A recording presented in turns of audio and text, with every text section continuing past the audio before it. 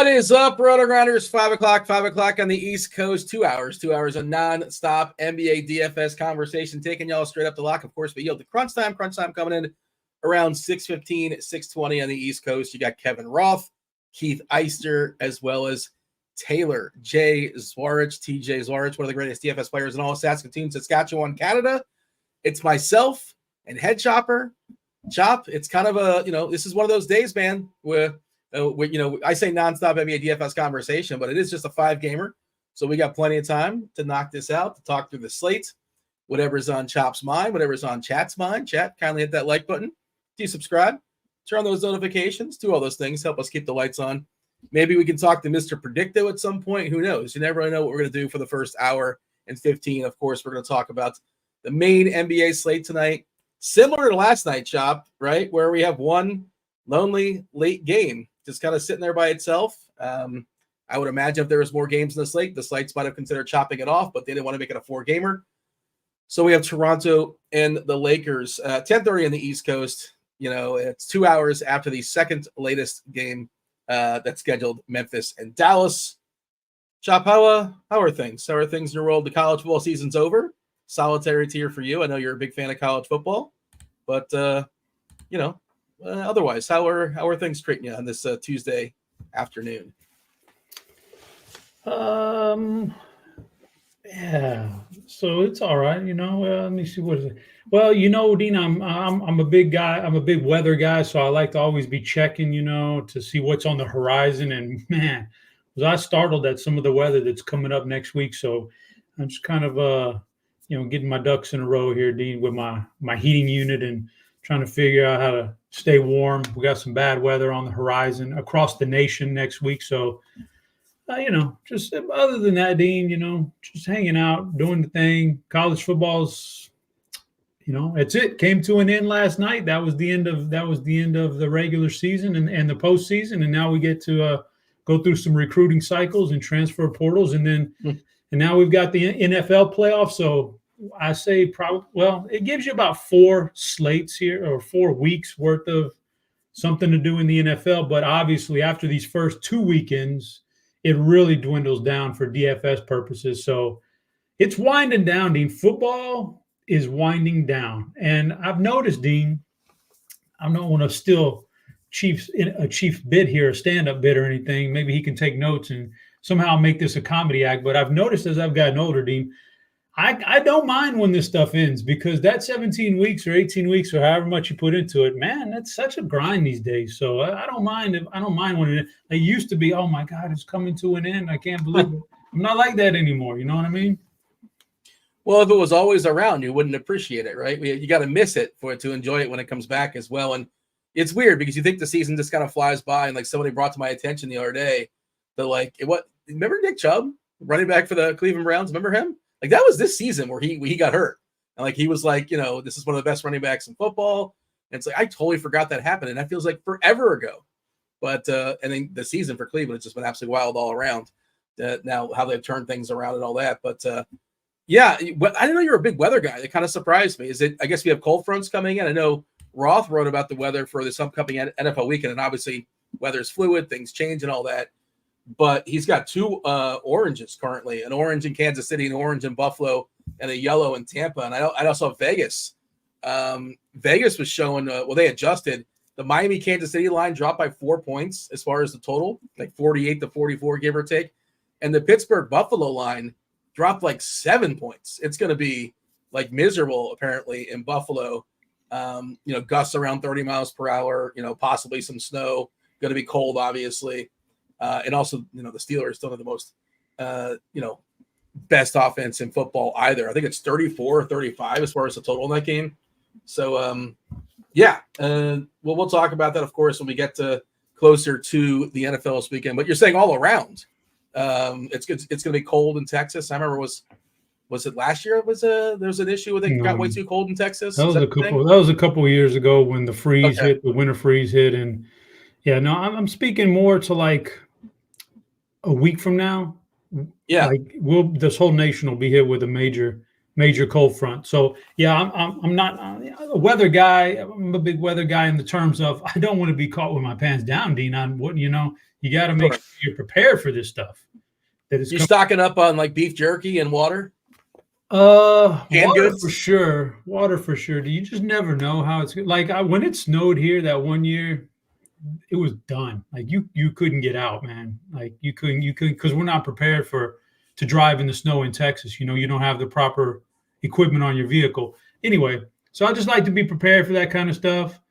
So I'll check it during this time of year and make sure nothing crazy is happening, but it's happening next week. I see Tim is in chat. He says 70-mile-an-hour winds are going to hit him tomorrow. See, that's what? Better. You better be prepared for that, Dean. The winds more than the rain. The winds can knock out your power more than the rain. So you got to be careful with that. We also got Brandon. He's on the water. He might have like a Sharknado situation going on up there. I don't know if that's what actually constitutes a Sharknado. Is Ian Ziering available? I saw him fending off some hooligans. I don't know what you would call. Did you see the Ian Ziering video of No, I think I saw it a while back. It was like a group of like motorcycle, I don't know. They're starting some trouble, and Ian Ziering saved everybody. Apparently, you remember Ian Ziering from Such Things as yeah. Beverly Hills 90210. Yeah, he was Sharknado. You got to be careful with all that. That's all staged usually, Gene. I don't even mess with that. Most of it's staged. But Brandon Wilcox is in chat. He says you need to keep it PG-13 today, Dean, because he is watching this with his grandmother. So, if grandma is listening, if Brandon's grandma is listening, big shout out to Brandon's grandma, great lady. She's heard things, to be fair. Whoa. I mean, I'm not, sir. What are you saying about his grandma? She's lived. That's inappropriate in itself right there, Dean. My God. I'm just saying, she's lived and she's heard things throughout her life. She's not secluded. She's been around, so she's heard. Whoa. Things. No, whoa, she's lived. Brother. She's spun around the earth a lot. Hope she's not listening right now. And why am I getting the warning? You should get the warning. You're getting a warning. Grandma's been around the block. That's what you're saying. But anyway, that's not what I'm saying. Listen. You're spinning. Bobby Gomes is in chat now. Every other sentence out of Bobby Gomes is about how he hates the Sims and the Sims are duplicating him and all that. But yet, Bobby Gomes is a closet Sim guy. Bobby Gomes is big Sim guy. Bobby's like, he tells you one thing, then behind your back, he's simming it out, man, every slate. I know what Bobby's doing. You ain't fooling me, Bobby. Kirky already told me your deal. You're a big Sim guy, man. So I should mention, since you said that, NFL Sims is something we've had here. NBA, the association, the Sims will be available in beta for free starting tomorrow, Wednesday, going through Sunday. And then it'll go behind a paywall for sale starting on Monday. So be sure to check that out on top of the RotoGrinders homepage. Sim Labs. Obviously, we have the NFL stuff. Use Sim Labs to generate the DFS lineups from using the power of simulation. It combines data from every aspect of the slate to churn out lineups that match your preferences. Just a few clicks is all it takes. You get yourself hundreds of well-built correlated lineups ready to go, whatever contest type you happen to be playing. Again, that's for the NFL. You've been doing that for a month or so, whatever it has been. Also, all combo and NFL premium subscribers, they have access to the NFL Sim Labs tool. But again, basketball right around the corner. Starting tomorrow, it's free. It's free through Sunday.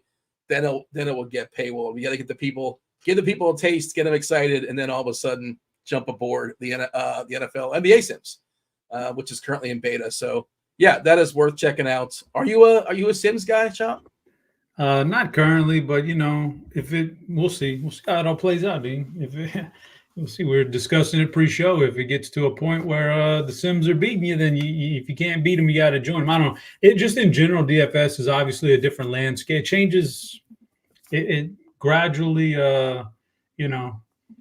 changes its landscape every couple of years or so, and so you got to be able to adjust with it. So we'll see how it plays out, Dean. A couple more things in chat here I'd like to address, Dean. Mr. Richard says will have, I guess in his area, they'll have about 6 inches of snow tomorrow, then heavy rain, wind, and power outages across Maine. So the 6 inches of snow, Dean, brings me back to one of your favorite albums, 12 Inches of Snow. Yeah, I know you're a big fan of 12 Inches of Snow. Informer. Yeah. I know Informer, 12 Inches of Snow, the Canadian rapper from like the early 90s, late 80s. I don't know my second favorite song from Snow, but I do know Informer. Can you sing? Can you do a bar or two from that song? No, can't do a bar. He had a unique style that cannot be duplicated by myself. Can't. So I'm not It's trying hard. to duplicate that. But then we got T from LOC says Cat Shavelson is woofing. Now I don't know if you know that's a reference to Cat Williams. Did you hear the Cat Williams Shannon Sharp podcast? I've seen bits and pieces. I haven't sat down and watched it. I didn't know Shannon Sharp had a podcast. I never ever sit down and watch like an hour's worth of podcast. I could care less about that. I will sometimes. I don't do it, but man, I swear, I actually listened to the 2.5 hours of that entire Club Shay Shay that episode. And I was he throwing shade at the most? I saw Steve Harvey got everybody, shade. all of everybody. The kings of comedy. Harvey said the entertainer. Everybody, and a lot of the stuff he's saying is not far fetched. It's not.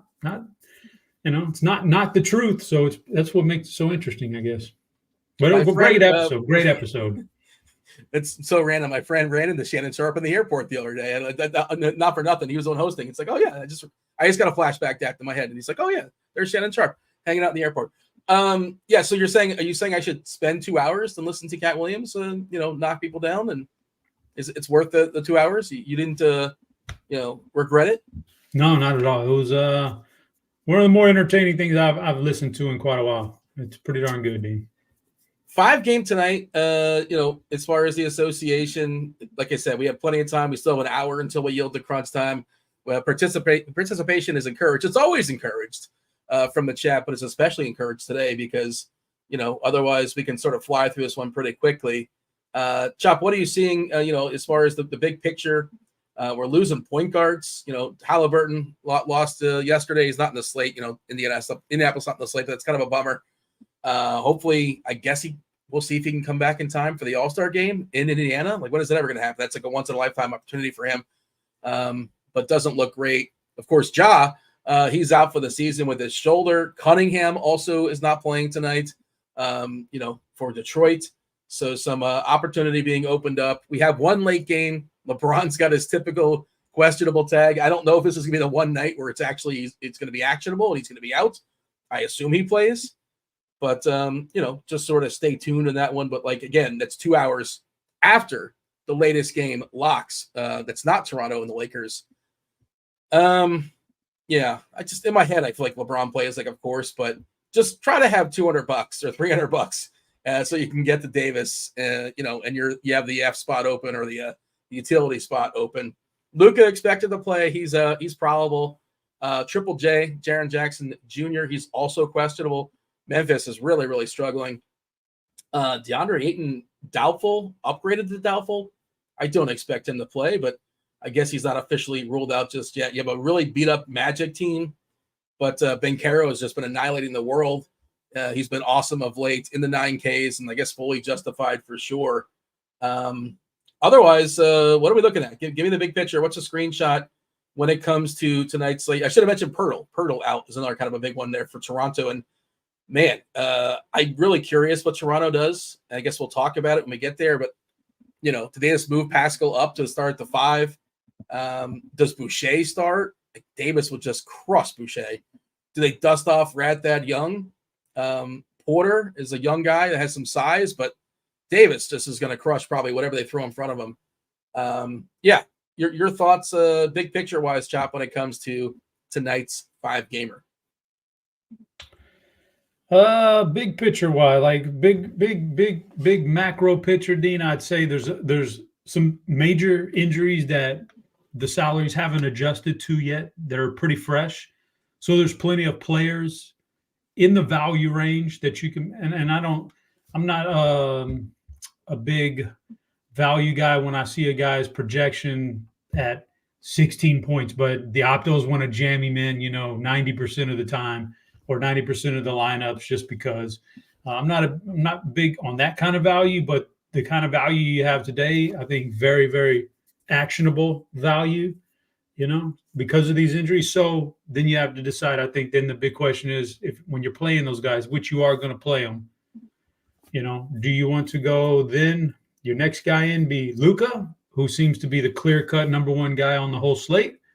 Or do you want to fade Luka and go with a more balanced approach after the value? I think that's the big picture thing right there, because I got a feeling it's going to be hard to make rosters tonight without, some combination of like Killian Hayes and Marcus Smart and these guys. You're going to have some of those guys, if not all of them, on there. So then it becomes Luka or Gary no Trent. Luka. Yeah, Luka or no Luka after that. And so that's going to be your big decision point, I think. I would also say the Luka thing, much easier to play him on DK than on FanDuel. Ran some optimals. We just got an update about 15 minutes ago as far as projections. Of course, we'll get more updates as more information comes in. Distinctly cheaper on DK than he is on FanDuel. Let's see. Luka hits. I had some bells and some whistles and, add some variants and all that. Luka landed in 43% of my DK optimals. And on FanDuel, I think it's like in the teens, 13%. Yeah. You want an uncomfortable Kevin Herter, the most popular player coming in on my FanDuel optimals, expected to draw a start today. Red Velvet. It's been a rough season for him for sure. Kind of up and down, mostly downs, but how cheap is he now? He's got to be really cheap on FanDuel, somewhere like the low fours. 4-6 FanDuel, 4-4 DK. Matchup against Detroit doesn't hurt either. Yeah. Anything else we should focus on before we kind of dive in? I love Anthony Davis too. I'm trying to figure out a way. I don't think I can get Davis and Luka, which is, if we didn't live in the world of a salary cap, sure, that sounds amazing. Because I don't know who they're going to throw on Davis for Toronto, but it's not going to be good, I don't think. All right. Anything else, or we're just going to get going, and everything else will come up organically. Let's go. First game on the slate. There are two games at 7:00. So 40% of the slate starts right at the gate. Sacramento versus the Pistons. 241 is the total. Sacramento 9-point favorite here. As far as who is in and who is out, it's more about the Detroit side than the Sacramento side. For the Kings, everybody's healthy. They're good to go. Everybody's ready. Lyle's expected to be good to go. He's available with his ankle. Detroit, no beef stew. Isaiah Stewart's out, and Cade Cunningham, which is a really, really big one. He's unavailable. We're expecting the starting lineup to be Hayes, Ivy, Bogdanovich, Livers, and Jalen Duren. Oh man, I made a big prop bet on Duren for PRA and his assist specifically, and his alt assist as well. If you look at the court IQ stuff, you kick Cunningham off the courts, and it's not that he becomes his assist maestro or anything, but he gets a big boost in assists. We're looking at 12% assist rate to 20%. His usage rate, nobody has a higher usage bump for Detroit than Jalen Duren. I think it was 5.4% bump in usage. So he's one of my favorite players on this slate. And like you said, Detroit's going to be kind of hard to ignore. Killian Hayes looks pretty good. Bogdanovich looks pretty good as well. Talk to me about the Pistons. You talked about it before. Like maybe we have to play somebody on the Detroit side. Yeah, that's kind of where I'm at as well. They've got a lot of guys popping up there, Dean. Killian Hayes popping up, rightfully so with the Cade Cunningham injury. Jalen Duren, you mentioned him. I think he's just a really good fantasy player regardless. So, and he probably a little extra benefit tonight with the injuries. And Bogdanovich, mid-range priced guy with a hefty projection. Like, what's not to like about that one? Sacramento's not exactly like a juggernaut on defense. Detroit's at home, whether that makes a difference or not. I mean, theoretically, it should. When I was digging in, one of the things I was looking up this morning when I was doing my expert survey, Dean, the little-known stat, and, I was trying What'd you uncover? Well, I went with something goofy, but one thing I was prying into was Detroit at home versus Detroit away and how competitive they keep the games. And yes, as you would expect, they do keep the game a few points more competitive at home. So it's not quite the blowout factor that it is on the road when they go on the road. So you got that working for you. Maybe it keeps this thing a little bit more competitive. But I think the Detroit side is loaded with guys you can play because of the injuries that they're going to be facing tonight. And, the run back is what it is on Sacramento. You're just hoping for that game to keep within single digits for a lot of the fourth quarter to get maximum value on that. But even not in a game stack, just Detroit. I've got 3 guys in my, I don't want to call it a cash game lineup on DraftKings because it's GPP, but it's a hand-built GPP. Yeah. And I got 3 guys from Detroit on there. I couldn't get away from it. So it is what it is.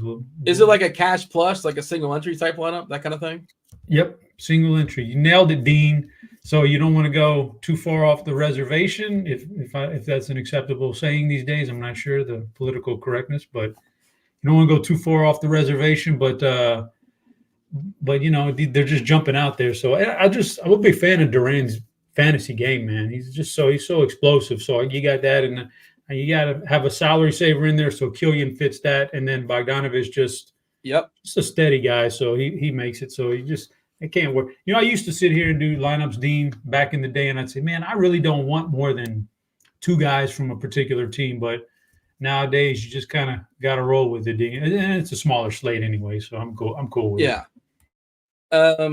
If you have 3 guys on Detroit, are you forcing a run back on Sacramento? I don't think you have to. No. You kind of talked about Sacramento. Nobody really like pops. Like certainly Sabonis is fine. Fox is fine. You got to spend for him, but you know, I think I want Luka first. I think I want Davis first. I'm not, averse to Sabonis. I think Sabonis is actually a really strong play here. The Herder thing, if Herder's going to be popular, which he might be, we're always searching for salary these days. Or searching for savings these days. 4-4 on DK. We have to get an update on ownership. But last we saw about a half hour or so, coming in at like 14%, and on FanDuel probably coming in even higher than that. I'm guessing. Yeah, currently 25% on FanDuel. Kevin Herder. It's kind of fragile. I just don't trust him. He's not guaranteed to close by any means. We've seen him have some really rough games. I don't like when Sacramento has all their players. They have a lot of choices. Harry Barnes is another guy that can play 30 minutes. He can play 25 minutes, and he's not a high usage guy. Monk is a guy that can come off the bench and fill up the bucket, but he's got to, because he's no longer 5K like he used to be. He's 6'5". He's 6'5" on DK. 6'6" on FanDuel. Sure, tournament bucket, of course, I get it, but certainly can't justify it for my cash lineups. Livers, do you think Livers is interesting if he starts for Detroit? We're giving him 30 minutes. Not all minutes are created equal. Of course, his minutes are created poorly, but 30 minutes, if that's where we get with Livers, it's not good. You know what is a fantasy points per minute in the season is, Chop? It's 0.52. That is bad. That's what I was going to guess. I was going to say he's a better real life player than he is a fantasy guy. He always will. I remember him in college. So yeah, I'm not playing Livers, and that was a question from Derek and Chad. Is Livers playable? I mean, he's playable because he's cheap enough. You can play him. I'm not going to say he's not playable. Well, would I play him? Man, there's a lot of guys in that price range I would play ahead of Livers tonight. So I'm not. So not for me. Kevin Herder, no thing. You talked about a run back. You're really banking on this thing being somewhat close, kind of close, and then you can get Sabonis or Fox in there. But in a game like this, I'd be more tempted with my run back, I'd be more tempted to go with like a Keegan Murray or a Malik, like a role player who just gets boosted up in this game, and the Sabonis and Fox kind of just take it easy or whatever, and they defer to some of those role guys. So I'm kind of like maybe a Keegan Murray run back, but no, I'm not forcing anybody back in that lineup that has 3 Pistons. Anything else that should be said as far as Detroit and Sacramento? I don't think so, Dean, but there's some interesting thoughts out there. So you like the Durant overs on the props, and they're saying Livers unders. It makes sense. I don't know what Livers prop is, to be honest. Like it can't be very high. And like for the record, Duran's assist number was 2.5, and you get positive juice. It was 2.5 assists, and it was like plus 135. So like I loved it. I have I have a fair bit on that, and I bet the alt as well because I'm feeling frisky on Jalen Duran and some PRA. And then in before he gets 2 fouls in the first 2 minutes against Sabonis. So let's can we just not foul tonight? Let Sabonis score. It's fine. It's okay. he's going to do his thing. You don't have to hack him every single time. By the way, the chat was talking about, I did see this video of Cat Williams running a 40. Did you see that video? He looks pretty fast. I did not, but that was one thing that caught my attention when he was talking, which made me think, is he kind of crazy? Like, a lot of stuff he's saying was really, really intelligent and made sense as far as this is how Hollywood works and this is why these guys are who they are today. But then sometimes he would go off on these tangents of, I could run a 4.340 and I could have been a basketball player. And I'm like, oh no, he's a little nuts. That's what made it so intriguing. But if you're telling me the guy's fast, and maybe he's not lying, maybe everything's the truth. Well, he's 5'5" according to the interwebs. So I think he's short. Unless you think he's the next like Muggsy Bogues or something like that, probably couldn't have been a basketball player at the most elite of levels. But he says he was like 96-7 in pickup games, so he was keeping track of it all. It's interesting. He gave his all-time pickup game record. What? Yes, he gave his all-time against pickup. Who?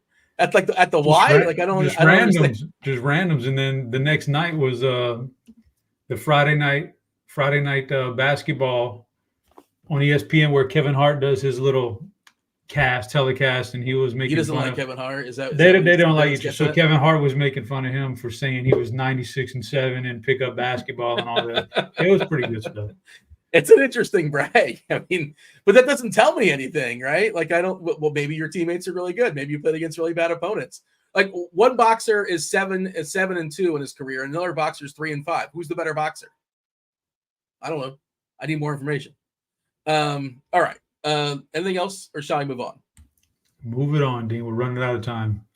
No, Chop. We have 45 minutes and 4 games. We're doing it appropriately. We got plenty of time. Anything that will derail the show, we're happy to do so within reason.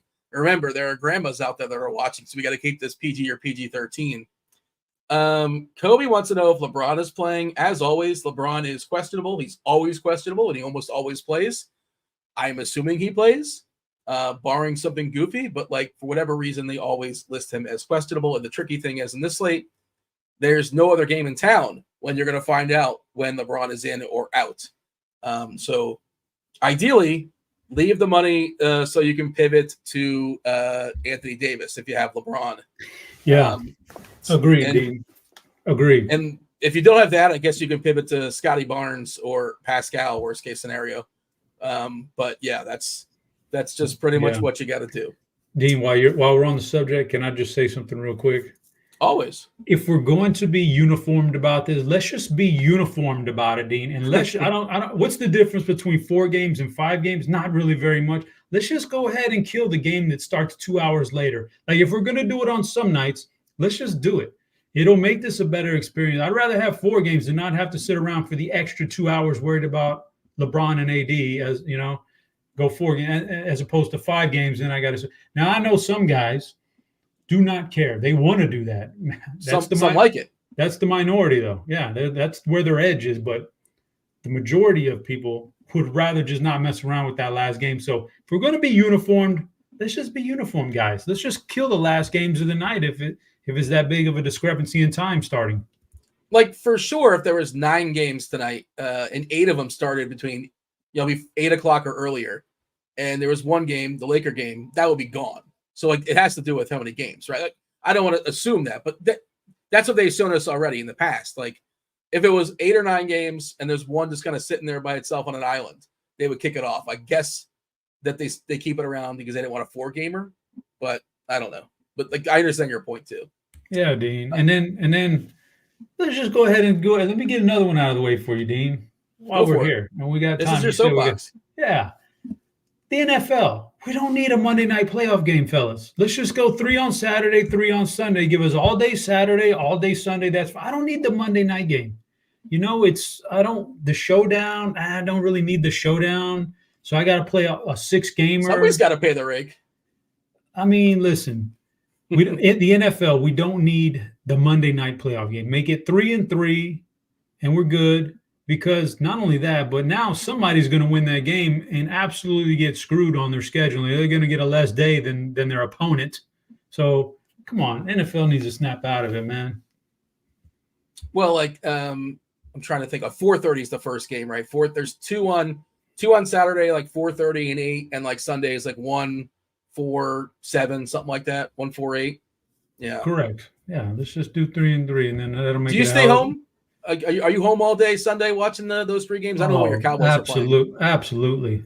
Love. Yeah. Now we're getting into some good island game. I don't necessarily love island game. Thursday night football doesn't do it for me. Monday night football typically doesn't do it for me. But when it means something, we're in the playoffs. Absolutely love those island games. Minnesota, T-Wolves are in Orlando. Not a very appealing total. 217.5 is the total. Orlando, 5-point home dogs here, in part because Orlando is pretty beat up. WCJ, no Wendell Carter Jr. He's got that knee. He's out. Franz Wagner of the brothers Wagner, he's not playing tonight. He's out with an ankle. No Jonathan Isaac. We haven't seen Ingles in a while. No Joe Ingles. No Gary Harris. And just for fun, Admiral Schofield is ruled out. Unless they call up like some G League guys. Looks like Orlando has 10 available bodies is what I'm seeing. Suggs, Houston, who was spectacular last time, Okiki, Gogo Batase, and Bencaro with Anthony, Mo Wagner, Fultz, Black, and Queen. Man, life comes at you fast with the Bencaro asking price, $9K. But, he has justified it as far as the bumps of late. 64 DK points last time out, 69 before that, 54, 57, 51, 53. Every one of these scores are acceptable at the asking price, 9K, DK, 9-7 on FanDuel. Minnesota, tough matchup defensively. The total is not spectacular, but if Orlando's scoring, if Orlando's keeping this game pretty close here at Minnesota, it's probably because Bencaro is still doing his thing. Where do you think, is Bencaro's probably not in your single entry lineup? I'm guessing he's not.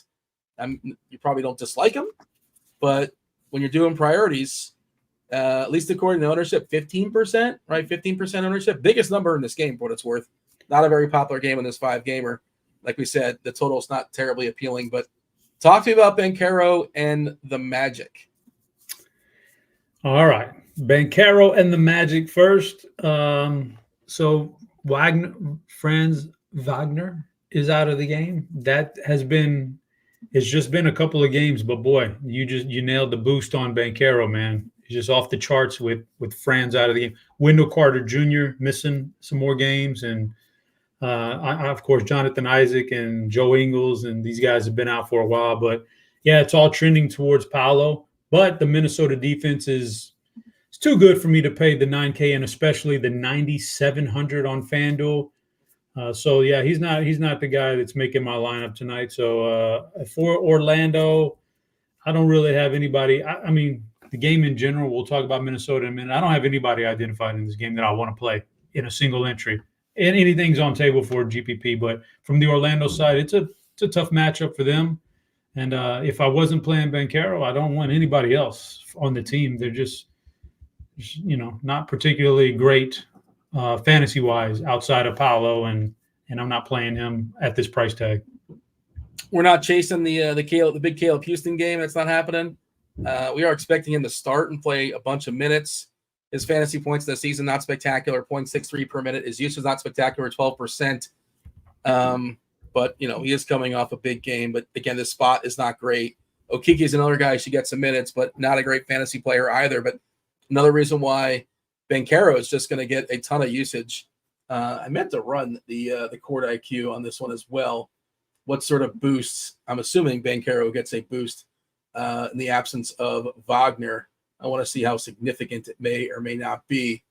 All right, talk about Minnesota, and I'll run it back as far as how significant anything sort of pop out with Wagner, Franz being out. Actually, you know what? I got it pulled up right now. Give me 1 second. Chop. I'm just killing time. Yeah, do it. You kill it. Yeah, you kill it, brother. There's a question in chat anyway why you kill that about Cole Anthony. Is it Cole Anthony season? This is a tough matchup, man. I mean, the total on this game and the team totals kind of indicate to you both these teams play pretty good defense. So Cole Anthony is not really a guy I'm looking at. So, and yes, Houston is actually in the starting lineup tonight, like you said. So, but yeah, I'm out on Cole Anthony for the question in chat. Defensive rating wise, Orlando top 4 defensively, Minnesota number 1 defensively. So again, that sort of speaks to the fact that we're not expecting a bit of a shootout here. I did pull up the court IQ stuff. I did kick off Franz Wagner, and the biggest usage bump does, of course, go to Paolo Banchero. Banchero gets a 4.2% usage bump. Now, I didn't kick everybody else off. Eventually, you're going to run out of minutes, run out of sample size. Like I see Wendell Carter gets a boost. Of course, he's not playing tonight either. Maybe I should have kicked him out as well. But Banchero gets a usage bump all the way up to almost 34%, 33.98% if you want to get all technical. Banchero, 1.32 fantasy points per minute as well, that's a pretty elite number. Again, I just 5 games in a row where he's been really good. At some point, he was expected to take a leap, uber prospect. He seems to be playing the best ball we've ever seen him play in the NBA. So he's in my pool, but he's probably not my first lineup, probably not my second lineup. Maybe I'll get one. The Minnesota side, like you said, it's not. Does Edwards? It just seems like he's always 500, to 1,000 overpriced. And a lot of the other studs, the best prices are the studs, right? He just feels like a little bit too expensive. And then we'll talk about somebody like Luka on DK who seems too cheap, Davis on DK who seems too cheap, Sabonis on DK who seems too cheap. Edwards is fine, but he's just, I just never play him. I don't. Did you play Edwards a lot? I tend not to for whatever reason. It just seems to be when you're comparing him against his contemporaries, just a little bit too expensive. That's where I'm at again. I always kind of look at him and see who he's playing and if the price tag is okay that night. And the 9K on DraftKings, 95 on FanDuel is a bit much tonight, more so because of the matchup for me. Orlando's a sneaky good defensive team, so that's what drives me off of Edwards tonight. But typically, I do look at Anthony Edwards and say, man, I kind of want to, I like his style in DFS, so I do look for reasons to play him. You have to give me reasons not to play him, and tonight the matchup is the reason I don't play him tonight. Took off Wendell Carter. Not much really changed. I ran it again. No Franz Wagner. No Wendell Carter. 361 minutes. Banchero with a usage of 34.35%. 1.34 DK fantasy points per minute. It's really, really strong. It's somebody I feel like I should have at least one share of. Just told in chat here from Mr. Richard saying, ownership's been updated, Chop. So feel free to give a refresh to the old lineup HQ. The projections get updated too? Yeah, they did. They're probably tinkering with a few players. Obviously, some news still out there that we are waiting on. All right. Did we get anything on the Twitter? Any updates? I don't think so, right? As far Nothing of substance. Nothing of substance. Yeah, unless you want to talk about Zach LaVine for tomorrow night or, Philadelphia getting updated as well. But, like you said, your official Orlando lineup, Orlando's good, as far as giving us information, as far as updating their injuries, as far as giving us a starting lineup. If every other team can do that, we would appreciate it. But Orlando does a good job of that. Suggs, Houston, Okiki, Bataze, and Banchero. You kind of nod-wave Minnesota, basically. Nothing really of note. You're not going to tell people they can't play Edwards or Cat or Gobert, but nothing really popping for you, right? Like them all, normal slates. I don't mind playing any of them.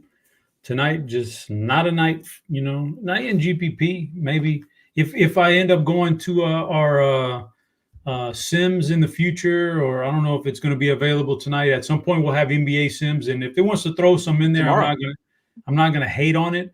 But tonight, I'm not gonna hand build. My hand builds aren't gonna have any Minnesota in them or Orlando for that reason, Dean. But we're on Orlando. We're talking about Orlando. They. Sneaky good this year with they're going to make the playoffs, probably not even as a play-in, but as a higher seed, not higher, but out of the play-in type seed. So that leads me to a question I've been having, a dilemma, Dean, I've been having for a couple of weeks. I'm looking at my Rockets and I'm saying, they want the playoffs. They got a chance. And right now they'd be in the play-in. But I just can't see it holding up, Dean, because look at the teams behind them. Lakers. Is there any way that the Golden State Warriors don't even make the play in? That scares me that they're down there under 500 and It's possible. They're kind of it's basically so Clay has regressed. Draymond, who knows? They're not the name brand is a little scarier than actually like the product as far as the Warriors. I think I'm not going to officially bury them, but I think the door is kind of closed. And certainly things can change in free agency and all that, in trades and all that. But I'm not afraid of the Warriors anymore if I'm in the West. I mean, what a year to want to make the playoffs as a young team. There's just like the Lakers, Phoenix, and New Orleans are in the play-in right now. Like those teams are supposed to be part of the top 5 in the West. Like they're in the play-in. Like that is a tough conference, man. So that's going to be a fun ride to end the year there. But I just don't know where people squeeze in at. Somebody's really good is going to be out of the play-in. Memphis. I like your Rockets team. I think your Rockets are pretty fun. You know, I'm a big Şengün guy. I like Thompson's supposed to be good. What's the other guy's name that's kind of rising as well, but getting more run of late? Jabari. Jabari's coming he's on. Good. He's pretty good. Tari Eason off the bench is a really great sixth man. You know, he's terrible at the rim. He's a great rebounder, but he cannot finish at the rim. He misses everything at the rim. His thing is always going to be, even coming out of college, was energy. Get fouled because he's a good foul shooter. He can draw fouls, rebound, and he can hit the 3-pointer. So you have to respect it. So he's one of those. You can live with that. And then the question mark would be Jalen Green. Can he progress from here? I don't know. I think it's over. Like he might. I think he needs to go somewhere else. I don't think he fits. I saw a trade scenario for Jalen Green the other day, and it made sense. And I can't even remember what it was, but it was like 2 veteran players from a team that want to get younger, and for Jalen Green, and it was pretty interesting because Rockets are like in win now. Let's we don't have our draft pick. Let's go ahead and win. So maybe. Cam Whitmore was the guy I was trying to think of. Thank you, yeah. Teeth Mello. He's like 19, Dean. He's got a long ways to go.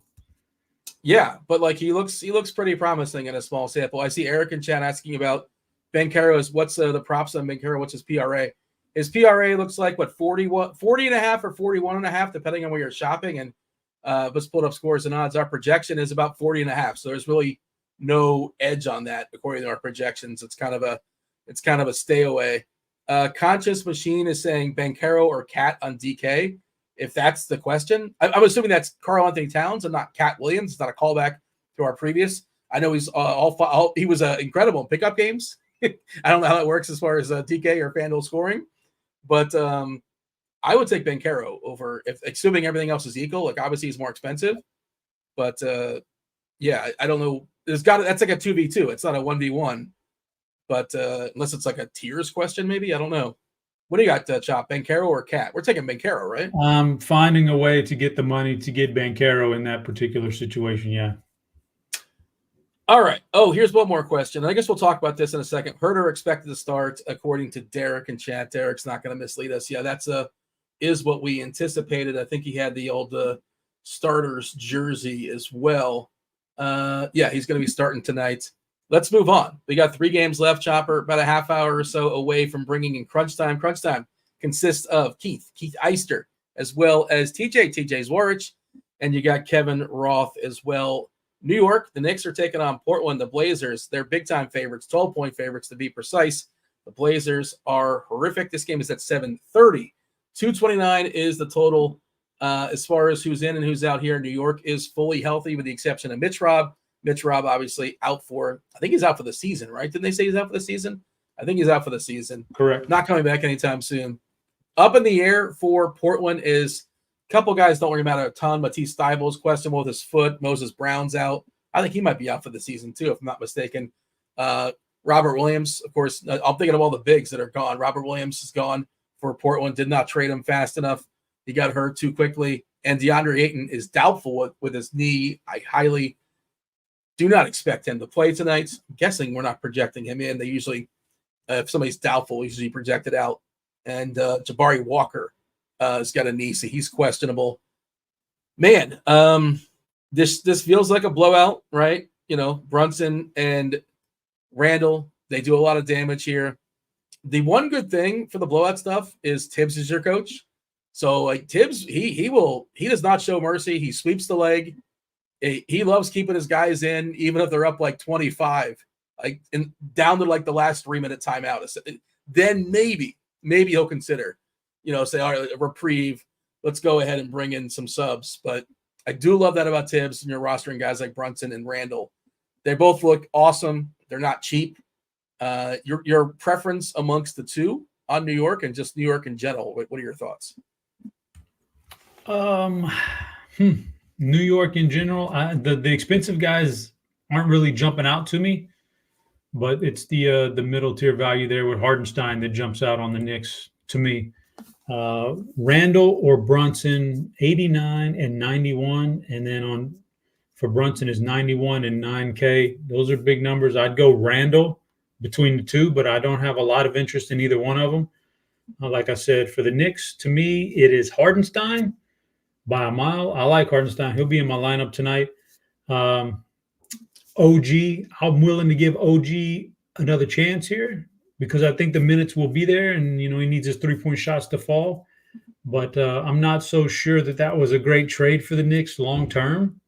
We'll see, I guess.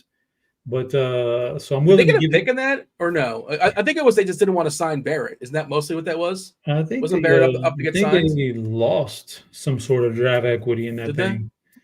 They didn't want to sign either one of those guys. But then what are you going to do? You're going to sign OG. What's the difference? You're going to spend money regardless, man. Like, I just don't know that OG's like this guy that demands. He's just a solid role player. Like, what do you? Yeah. Do you want him? I think they think he's going to be this high upside guy. He's never going to be that. He's a good defender, defensive stats, and can hit a 3-point shot. Yeah.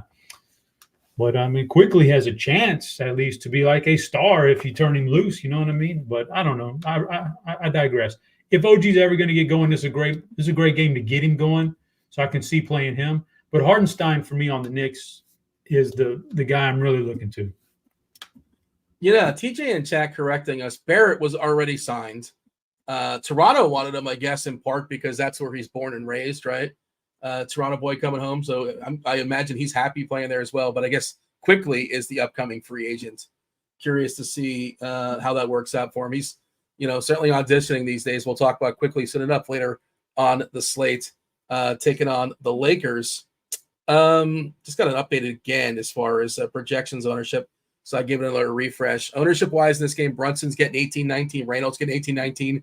Those look like two of the more popular players in this game. You didn't mention Hartenstein, projected for 35 minutes. Like, the projections are insane. 35 for Hartenstein, 37 for Randall, 37 for Brunson. Somebody was asking in chat about Josh Hart if he would mop up. Was that the question? Because that wouldn't be the case. Or if you would Hart close in a blowout? No. I mean, in like a full-on blowout. But again, they do play these guys pretty deep. Tibbs does. But if this game like fully blows out, I don't think he would close. It would be like McBride, right? Those kind of guys. Like Grimes, McBride. Malachi Flynn. That's right. They got him from Toronto as well. And Precious. But yeah, there's no way that would happen, right? Hart wouldn't mop, correct? He's not going to start, but he's not going to mop either. He's like one of the Tibbs guys that doesn't get as many minutes as you would think. Sneaky doesn't get that many minutes. He gets minutes, but not like you would. Not like the high 30s, low 40s you think out of Tibbs guys. He doesn't get that, so I don't see any reason to think he would go over his typical 30 minutes tonight if it's a blowout. He is projected for more than DiVincenzo. DiVincenzo projected to start. Is that what we've been seeing? Have we been seeing Hart close over? I think we have, right? Yeah, last game versus Washington, Hart closed versus DiVincenzo. DiVincenzo didn't sniff the fourth quarter. Still played 26 minutes. And I guess that's how it's going to continue going forward. But yeah, I wouldn't think Hart. He would probably be the last guy pulled off, one of the last guys pulled off, but I wouldn't think he would close if this game gets fully ugly. Portland side, there's still some stuff to be decided because we have Walker, who's questionable, getting 22 minutes. We have Thibault, who's questionable, getting 19 minutes. Reith has been really, really good, fantasy-wise at least. He could be pretty handsy also, but he's been good as far as fantasy points per minute. Don't really love the matchup here against New York. It's gotten better with Mitch Robb being gone. Earlier in the season, it was a disaster picking on this New York team, especially from the inside. Reith can step out and hit a three, though. I love bigs that can step out and hit a three. He's capable of doing that. Pretty strong fantasy point per minute on the point per minute player on the season. I want to pull that up, see what it is exactly. I feel like in my head it's like almost like 1.2. The sample isn't huge, right? He hasn't played a ton this year, but talk to me about the Blazers and just make a guess, Chop. What do you think Reith is averaging fantasy points per minute on the season? Well, I like the Blazers not so bad here because the prices, there's not a guy over 7,700 on DraftKings and 8,100 on FanDuel, and that's Anthony Simons. And so the rest of these guys are relatively cheap. So I don't mind these guys, man, in this matchup if you want to. And it's not a great matchup, but I don't mind them at all. But and Dewey Reith, solid, rock solid, like you said, 40 DraftKings points in 2 of the last 4 games, and he's just he started the last 2 games, but the one against Dallas was an extreme blowout, so it killed his minutes. Then last game with the start, he got 40 plus minutes. So, man, if he's going to creep up in that range at 5,500, sure, why not? Of course, Mitchell Robinson's out. That really depletes the New York inside.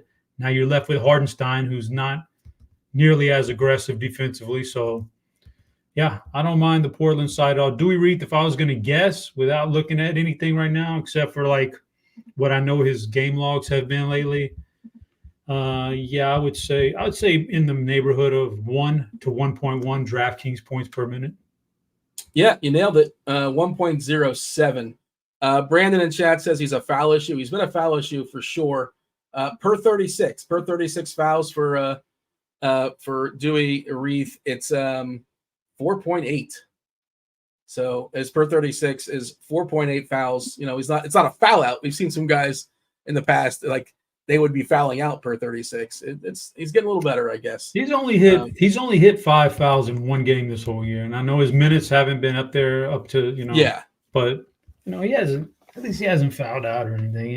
And as long as you don't get that 5th foul, you're going to get your run in the second half. Now your early foul might cost you part of your first rotation, but as long as you don't get that 5th one in the 4th quarter, you should be good to go. And you mentioned like foul trouble and like blowout. Like I don't understand why this guy would get sat in a blowout. Like, why not just like let him play? You know what I mean? Like, why automatically?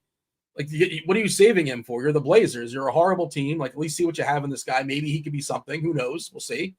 But like, he's not somebody that's like, oh, we got to rest it. He's not a veteran. I don't know why he wouldn't like play through it. Is that guaranteed he would sit? I'm not sure. I know they have Baji, who's really fallen out of favor. He's another guy that he's been a foul problem too. I had an over on him for rebounds. He was like the only big standing, and he just fouled everybody. He fouled out like in 15 minutes or something like that. Kind of a few games ago, whatever it was. I think it was against Dallas. What a disaster that was. They're asking about Shaedon Sharpe there in chat. I've been on Scoot a little bit of late. He's another guy. There's no reason to suppress his minutes anymore. He's been playing better. Why not develop him? See what you have. Like his first 15 games were terrible, but it's tough to adjust to the NBA game. He's gotten better. Any interest in Sharpe or Scoot? Shaedon Sharpe is interesting in that 3 weeks ago today, his price tag was $8,000 on DraftKings. Now he hit a bad spell there. So it dropped. Obviously, it's 5,500 tonight. But the last game, albeit, different circumstances, he did get back up to 40 minutes. So if you believe that the minutes are going to come back, this is probably like a $7,000 player at the very least, who's 5,500, if you believe that the minutes are going to come back. So, yes, Shaedon Sharpe is interesting. All these guys, Scoot Henderson, a little bit less interesting, but still interesting. Jeremy Grant is interesting. All this because they're cheap. They're so much cheaper than, the Knicks guys, Randall and Brunson. So, yeah, I don't mind. I don't mind Shaedon Sharpe. Take a shot on him in GPPs. Just want to point out, we have an if-then set up. Like if Walker doesn't play, currently questionable, Reith is currently projected to play 24 minutes. His projection would jump up to 32 minutes. And if he plays 32 minutes, he is a really, really good math play. 32 minutes, about 35 DK points, 34 FanDuel points, 5 on DK. I think he's like distinctly more expensive on FanDuel. We're going through that when I was picking some things out. He has 6-7 on FanDuel. 5 on DK. center and center only, but pretty strong play if Walker does not go. Just going to circle that one. Anything else here, or shall we move on? We're running out of time. Let's move it on down the road. Chop, we're running out of time. We got 20 minutes until crunch time comes in. TJ in the bullpen, he's stealing all of our tidbits, right? Everything you say, all the knowledge you drop, he's just gonna repackage it as his own. I've heard rumors. Yeah, I've heard rumors. He's like the Jim Harbaugh of RotoGrinders. He just likes to spy on you, and then use it against you later. Do you have 30 seconds on that? I didn't really follow all that stuff. I'm not a big college football guy, and I know it was a huge story. But what's Chop's take on it? I don't, Dean. If you want to get a little edge, be aggressive with a little sign stealing, I don't mind that at all, Dean. It's part of the game. Come on, Dean. Why? I mean, I have nothing against that. If you guys are going to cry about that, then so be it. If you're not cheating, you're not trying. Is that we should say, coming from a Houston Astros fan, that's your perspective. To be just, if we're going to do full disclosure, just to be clear. Oh, I think that's important. I forgot about the Astros all that for a minute there. Yeah, for sure. If you want to lump them in there, it's all a bunch of. You want to look only like the biggest. It's all a bunch of excuses from the losers, Dean. Just sign stealing, no big deal. I just always love with the college, like on the sidelines, they hold up like, here's just like a person building a house. Like they hold these pictures. I mean, it's only like 4 pictures too, usually, right? And that tells you what the play is. You know what I'm talking about, right, Chop? I want to see that in the NFL. I don't know what's going on there. They actually have the headpieces in the NFL. Then you can communicate with your quarterback. They don't have that in college, but they're getting it though. So no more. We won't see any more of those signs coming out like that. Oh, no more Pictionary. Pictionary is obsolete. No more Pictionary. It's 4 squares. Each square represents something different and only the quarterback knows which one he's supposed to be looking at. It's pretty ingenious, Dean. But we're going to get headphones in the helmet to the coordinator, so it's not going to matter. Probably in the next year or two. We got the Grizzlies taking on the Mavericks. 235 is the total. Dallas about an 8-point favorite here. Memphis, first game now without. No, he didn't play last game, right? No Morant for the foreseeable future. He's out for the season, shut down with his shoulder. Triple J is officially questionable with his knee. That's Jaren Jackson Jr. Santi Aldama is also doubtful with his knee. Derrick Rose is out for a bit. It's rough these days in Memphis. Just a lost season for Memphis. Luka expected to be good to go for Dallas. He's got an ankle, but he's probable. No Dante Exum. Grant Williams is probable with his ankle. But Derek Lively also has an ankle, but he's out. Currently projecting Dwight Powell to start. Not that you want to play Dwight Powell, but that's our current projection for Dallas. We've kind of teased Luka several times throughout the show. Top raw points play on the slate. FanDuel, a little bit trickier to get just because of the way the salaries work. DK, you got to like Luka for sure. Kyrie's there. Kyrie's back. But, how do you feel about the Mavericks? How do you feel about Luka? And then Memphis, there's some nonsense to kind of wade through in the absence of Ja. Certainly we saw this earlier in the season. And I think actually I read the expert survey here, Chop. I think one of your hot takes, your hot take comes from this game, if I'm not mistaken. Yeah. So what do I think about Dallas and Luka? Luka's your decision point. I tend to not want to pay this price for him with Kyrie healthy in there tonight. So my decision is to not play Luka, but that's he's the highest projected guy on the slate by a wide margin. So definitely needs to be one of your points there that you have to figure out in your one lineup or whatever you're playing, 3 max or whatever. But is the Luka. Other than that, Derrick Jones is the next one for me for the Maverick side of it. I kind of like Derrick Jones a little bit more than the other guys. Kyrie's okay. I see Lip in chat saying Kyrie is greater than Luka. I don't know what you mean by that. If you mean real life, fantasy-wise or what, but I don't know. But you know what? When Kyrie is mentally checked in to the game of basketball, he's extremely good. Like he's fantastic. He's great, but too many times he's not. So that's the problem with him. But Luka is the guy. Then Derrick Jones for me. The rest of them on that side, on the Dallas side, don't do it for me, Dean. Looks like we're getting the Blazers news now. All right. So Portland just ruled out Ayton. That's not a surprise. Jabari Walker is ruled out. That's, again, we talk about Reith. Reith's projection is really going to jump, and he's going to look pretty good. We're still waiting for Thibault, right? Are we just getting 2 out of 3? Because Thibault, nothing, no update on him just yet. But I did see the if-then, and the if-then really likes Reith in the absence of Walker. By the way, Chris is telling us in chat, was not aware of this, Caleb Houston getting his birthday start. Caleb Houston turning 21 today, born in Mississauga, Canada. Shout out to Caleb Houston. And I don't think he's just getting the start because it's his birthday, but because he was playing really good last game.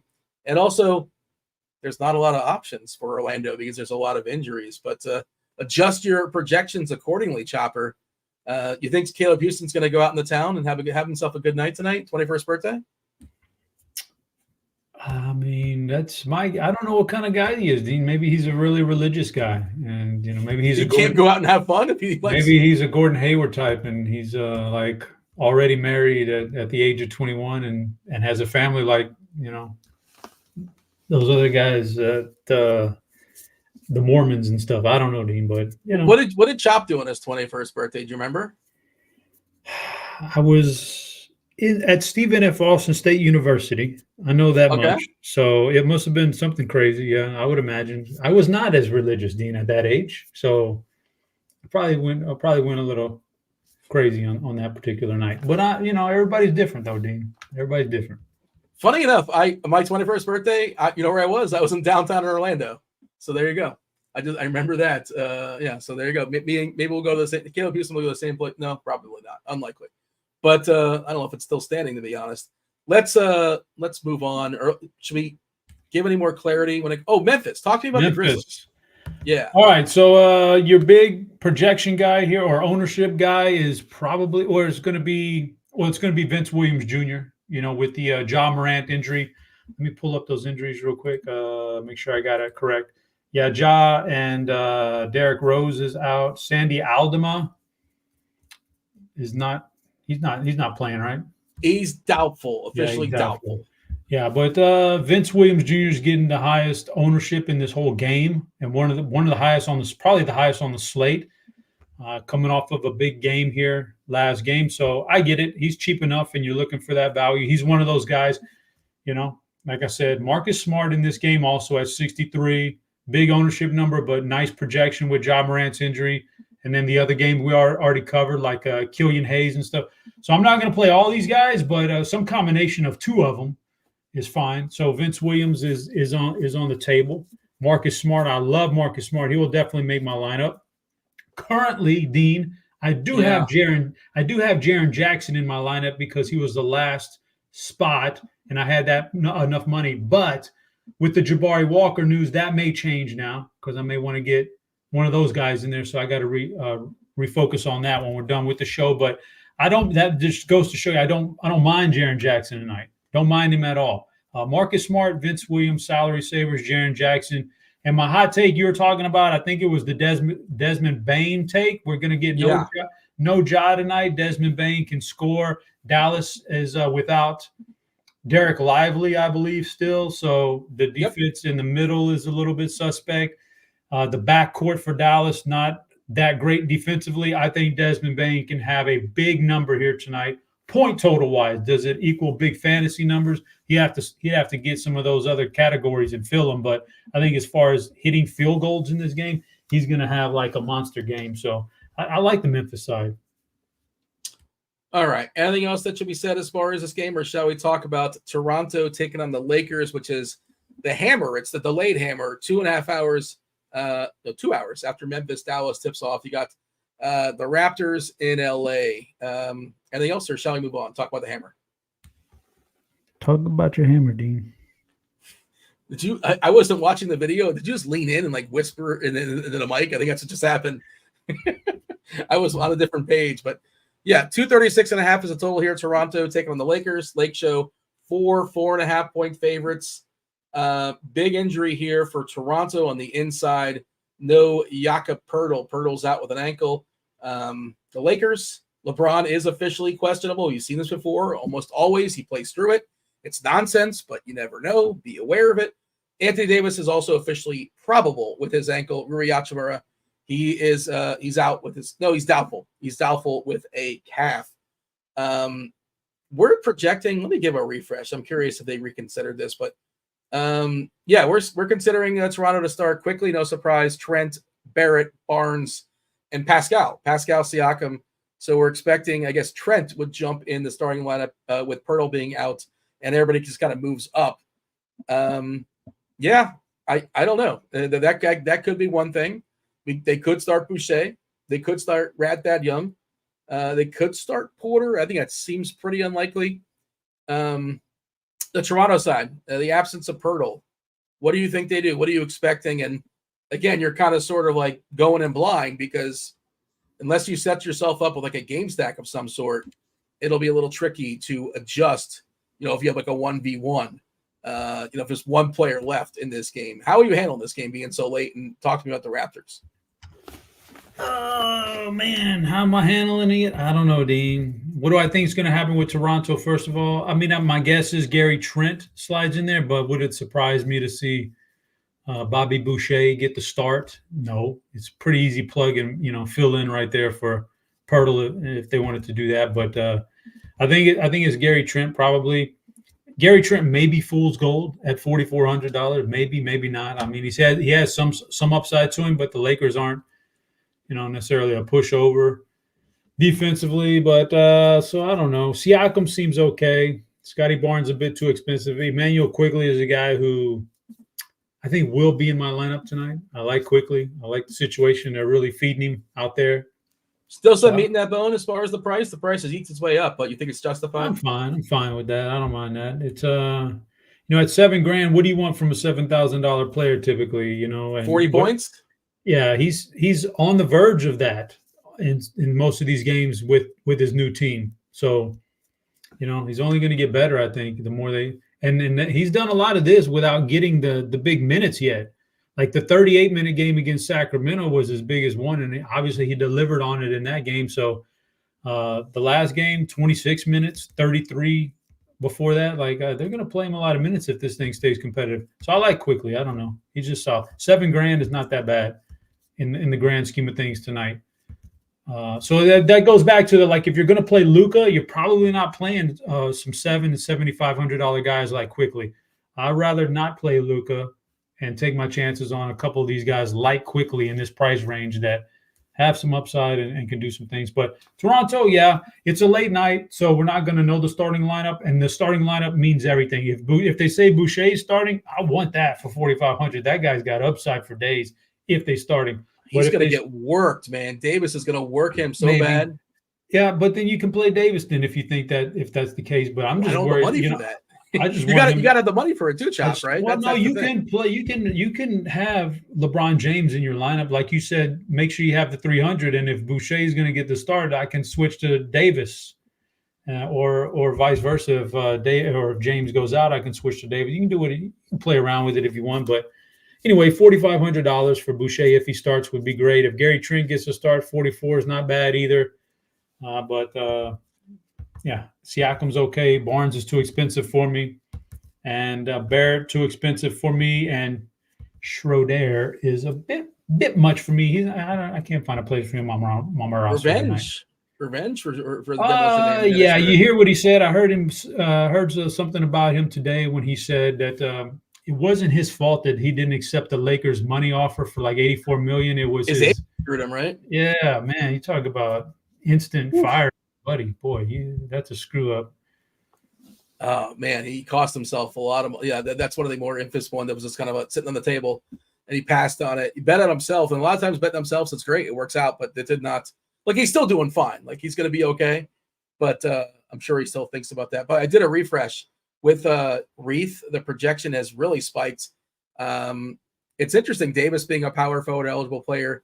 Very first lineup, you got Davis, Reith, and Hartenstein. As far as hitting the cap on my optimizer stuff, I capped it at 70%, and Reith is hitting 70% of my optimals on DK. FanDuel, different story, I think. I haven't run those, but he is distinctly more expensive over there. Probably in play, but likely or unlikely to be on the optimal stuff. I'll run that as well. But Reith is going to be probably pretty popular tonight.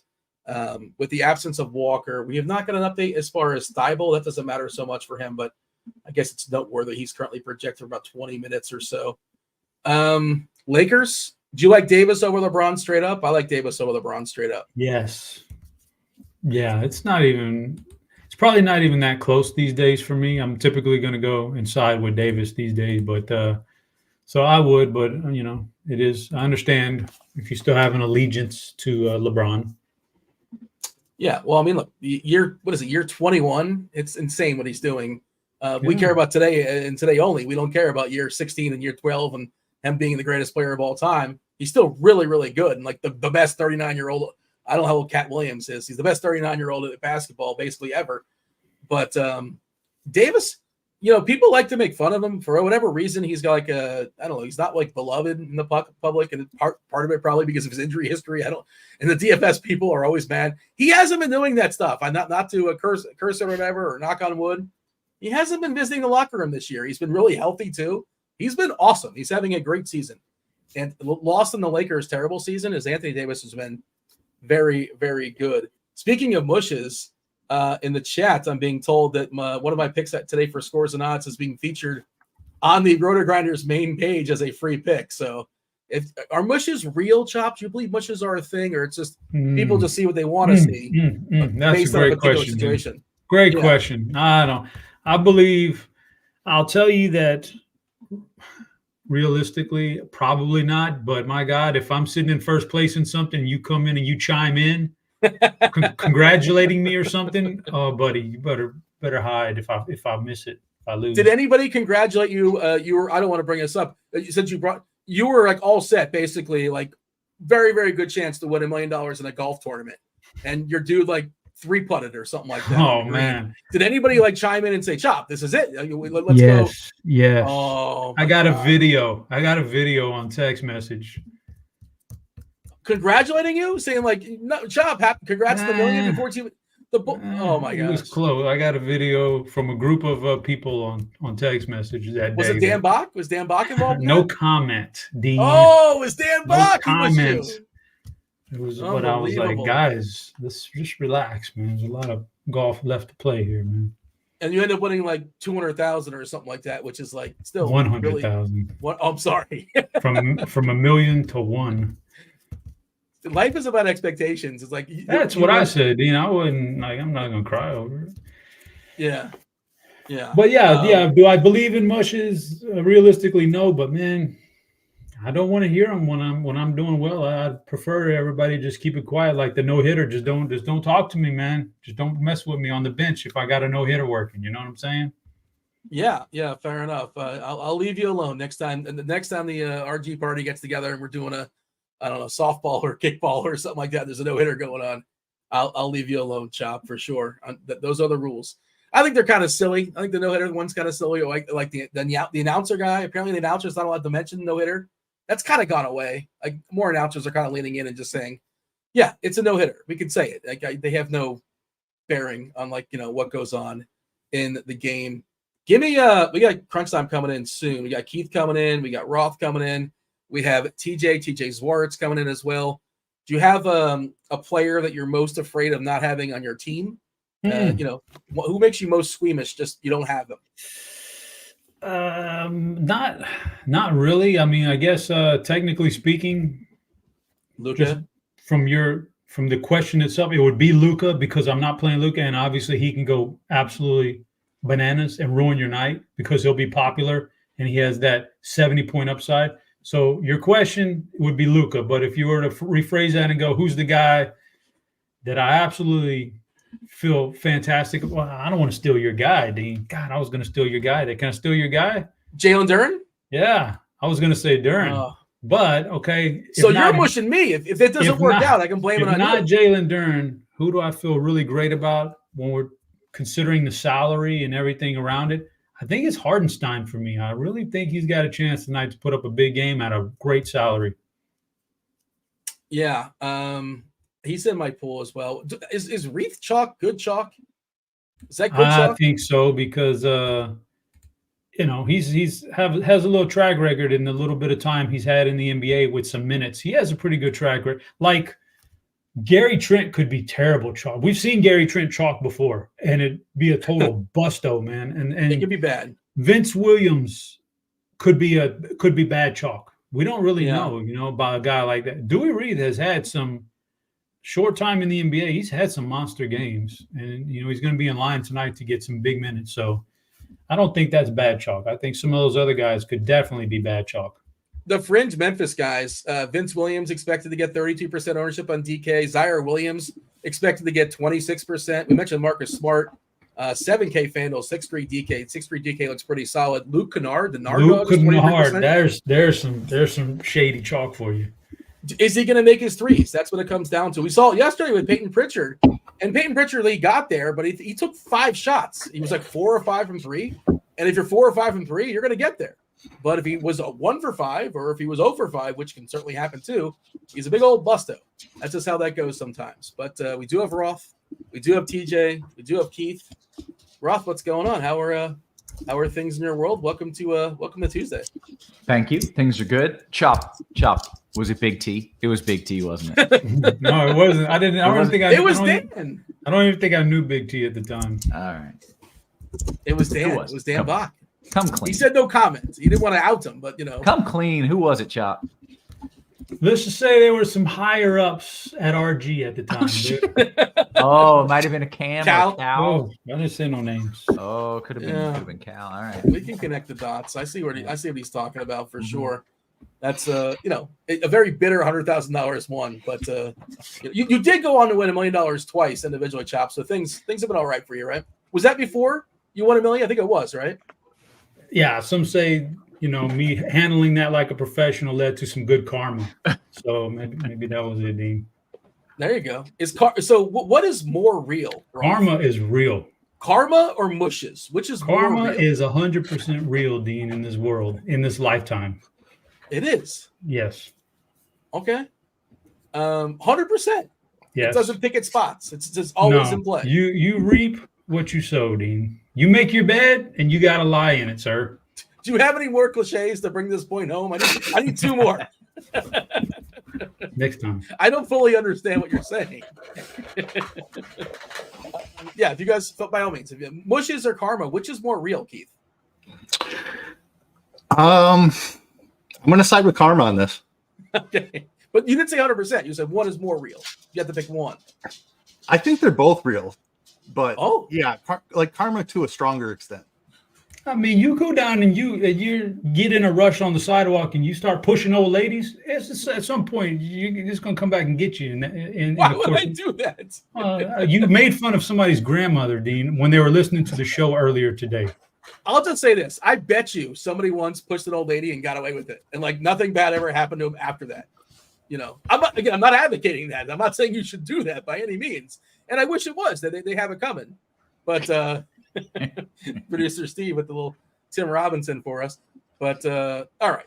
This is a 5-gamer. We needed some nonsense to talk about. And you guys are going to be struggling maybe the last 5 minutes or so. Maybe TJ will give his thoughts. But myself and Chop are going to see our way out. Do hit that like button. Do subscribe. Do turn on those notifications. Do hang out for crunch time. Taking you all the way up the lock. That was Chop. He's already gone. I am Dean. That is Roth and TJ and Keith. Take it away, Roth. Good stuff. As always, Dean, welcome to it. Ladies and gentlemen, it is crunch time, the moment you've been waiting for. We're going to take you up to lock, going to take you through lock, going to answer your questions, give you some plays, and we are joined by 2 of the sharpest minds in the biz. TJ Zwarych with the sharpest haircut in the biz. What up, TJ? Not too much. Ready to break down an NBA slate. Just busy, a lot of things on the go, and taking it one stride at a time. One game at a time, one slate at a time. That's what we do here. That's how we win the big bucks. We got Keith Eyster, a.k.a. the Iceman, in the house as well. What up, Ice? Yeah, not much here. Another kind of small slate, but enough going on injury-wise where we have some decisions to make, a little bit of value. So another pretty good slate, even though it's on the smaller side. Very good. These small slates are fine as long as there's things happening and I'm not forced to play crap dudes. And I don't think I might do it anyways. Apparently I do that sometimes. But hopefully you can walk me through, some builds here. Guys, I have huge news. And this may be above your pay grades. You may not even know that this is happening. But I think have I the know where you're biggest going. news. I have the biggest news of the year. Are you ready for this? Go for it. NBA Sims Yeah. Lab. Yeah, that's right. You heard me. Yeah. TJ, did you know that? Very excited about that. I did not know that. Yeah. NBA Sims Lab is going to be available in beta freaking tomorrow. Tomorrow. If you don't know, this is the same product that we had for NFL Sims Lab. It is absolutely incredible. I used it. I loved it. I made a bunch of money with it. We had it in beta for like half a week, and people were like, yeah, this works. We don't need to be in beta any longer. So then it's behind the paywall. So this is your chance starting tomorrow. NBA Sims Lab is going to be in beta tomorrow through Sunday, and then it's going to go behind the paywall. This is just, it's one of the most exciting things you've had at RotoGrinders in a very long time. So I highly, highly recommend that you come back tomorrow and you check that out. That's pretty much the big news. So now I guess we can talk about this. Was I too hyped? Was I too hyped, or was I appropriately hyped? Appropriately hyped. Yeah, that's appropriate for sure. Okay, I thought so. It felt right. Okay. Hey, let's dive into the news of the slate here and talk about what we're doing. TJ, you're my cash guy today, if you don't mind. No? I think I'm doing the cash. Oh, okay. Never mind. You both looked at me like, no, that's not right. Keith's on the projection team, so that auto makes him cash guy. Ah, very nice. Okay, great. Well, then you get the pleasure, Keith, of kind of walking me through what news has happened and maybe what we're still waiting for as well. Yeah, so I mentioned a couple of big injuries. Cade Cunningham going to be out for a while, it looks like. So definitely going to be some Detroit value popping. They're still without Isaiah Stewart as well. He's been out for a little while, but Cade Cunningham, the big news. And then, of course, Ja Morant, unfortunately, out for the season for Memphis. So have some Memphis stuff popping a little bit. They are also dealing with a couple other injuries. Santi Aldama is doubtful, and Jaren Jackson is questionable. So they could be really shorthanded, especially in the front court tonight. Orlando is still without Franz Wagner. Toronto is without Jakob Poeltl, and Dallas without Derek Lively.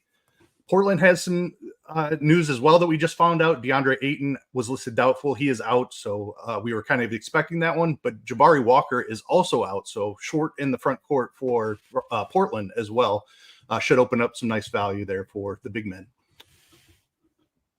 TJ just nuked some dude with in the chat, and it was amazing. I'm sorry. All right. Continue, Ice. My bad. Yeah, that's basically the injury stuff. We do have one game that starts 2 hours after lock. We have LeBron questionable in that game. He has been playing through these Q tags. He's listed questionable every day. So kind of expecting him to play, but you're going to be in some trouble if for some reason he does not play today. Trying to think if there's anything else we're waiting on. Tybal for Portland doesn't really matter. I mentioned Jaren Jackson. I think Jackson and potentially LeBron are really the only two things we're really waiting on. Okay, very good. Well, then let's just dive into the slate. I want to play my boy Brunson, but like he's not cheap anymore, and that's sad. I'm happy for him, but like I'm sad that I can't afford him. But also I'm like, good for you, bud. You did it. Why don't you walk me through what we're doing here? Cash build. Before we jump into that real quick, I just saw a question in the chat. Somebody asking TJ about the Raptors situation with Jakob Poeltl out, since he's a Raptors fan. We are currently projecting Gary Trent to draw the start. I mean, they have Anthony Davis on the other side, but it's not like Chris Boucher is an able-bodied defender to slow down Anthony Davis. So do they just go small, or could we see somebody like Thad Young jump in the starting lineup? TJ, what's your take on that Raptors situation? I actually think it's going to end up being Thad. That would be my best guess. He ended up being the first guy to go in there after Poeltl got hurt last game. They just randomly do things with him where they go from like he will never play and then bam, spot start, starting lineup, 18 minutes a game. I don't think he's about to go play 30 plus minutes. I could even see that maybe even being like a Jonte Porter that they do that with instead. I agree. The proper like odds projected play is like Gary Trent, because that is just what makes the most, logical sense. It's the next best player. They can put Siakam at the center. They've started him there before. But my actual best guess would be that Thad Young ends up getting the start tonight. And I do have about 20% of them in tournaments. Nice. I like that. We are going to talk, even in cash, we're going to talk about guys like Gary Trent and Chris Boucher. So thought that was an important discussion. Boucher is really cheap, and we don't have him projected to start currently, and he's still popping into some stuff. So I think Boucher is pretty safe. Even Trent's minutes are probably safe, even if he does come off the bench. Might get a small decrease down to like 26 or so as a median projection. But Trent's certainly going to be out there anyway. So all of those guys still in play, but just wanted to talk through that a little bit. Okay, excellent. Well, let's work our way through a lineup here, starting with the FanDuel cash point guard. All right. So at point guard, you mentioned Brunson. I think he's a very viable spend up here in cash on FanDuel. 9K is a big price tag, but awesome matchup against Portland. They're very shorthanded without a lot of bigs, so shouldn't have any trouble getting to the basket today. I think Kyrie Irving is another spend up option. Don't love the matchup against Memphis, but just a price point that kind of fits builds. Emmanuel quickly, if you want to save a little money, very much in play. Minutes have kind of been all over the place. He's played as many as like 36, 37, and as few as like 28. So a little volatility there, but feel pretty good about Emmanuel quickly today. Over at shooting guard, we were talking about the Toronto situation. Gary Trent's only 4,900. He should be out there for the minutes, so definitely like him. Luke Kennard is really cheap, 4,300.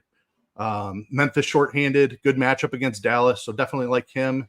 Kevin Huerter is jumping into the starting lineup. Played really well in the last game, and we did get confirmation that he's starting, so we don't have to worry about whether he's going to play off the bench. The minutes could be very volatile in that situation, but in the starting lineup, projected for 24 minutes and just 4,600, definitely viable. Desmond Bane in a great spot.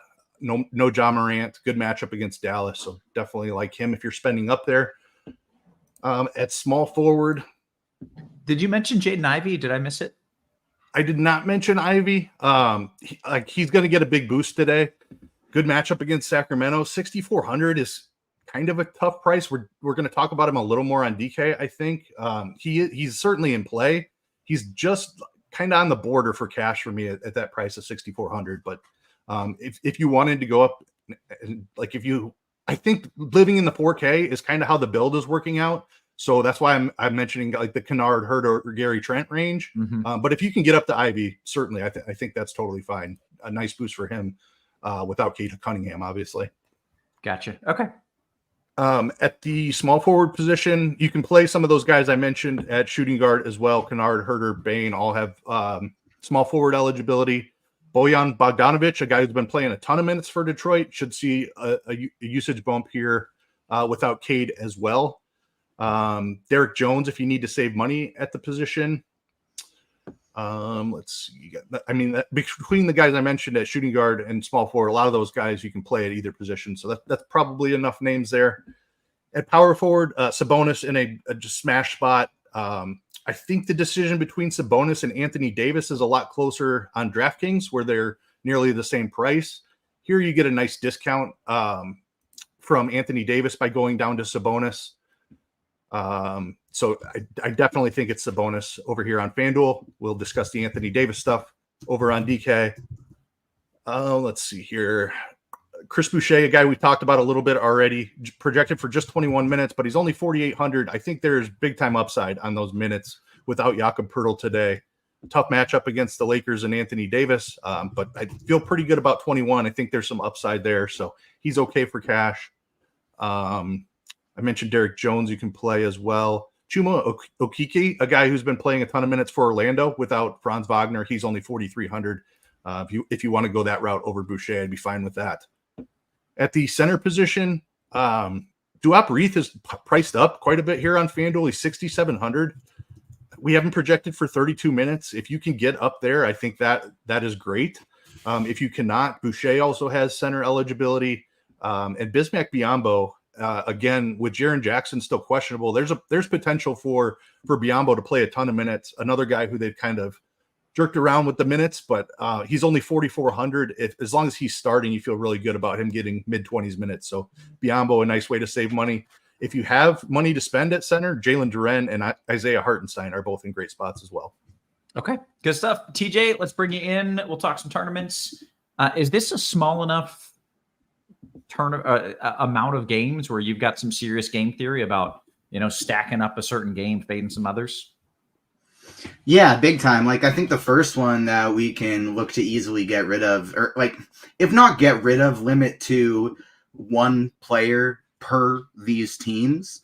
Like the first one, Minnesota and Orlando. Orlando, they got some injuries. You got some couple spots that you can plug a couple players in, but I think you can basically just make them max one. I got that with Minnesota. I got that with Orlando. I got that with Dallas. Even though they have the really high total, just because to me, Luka's really the only one I want to get to.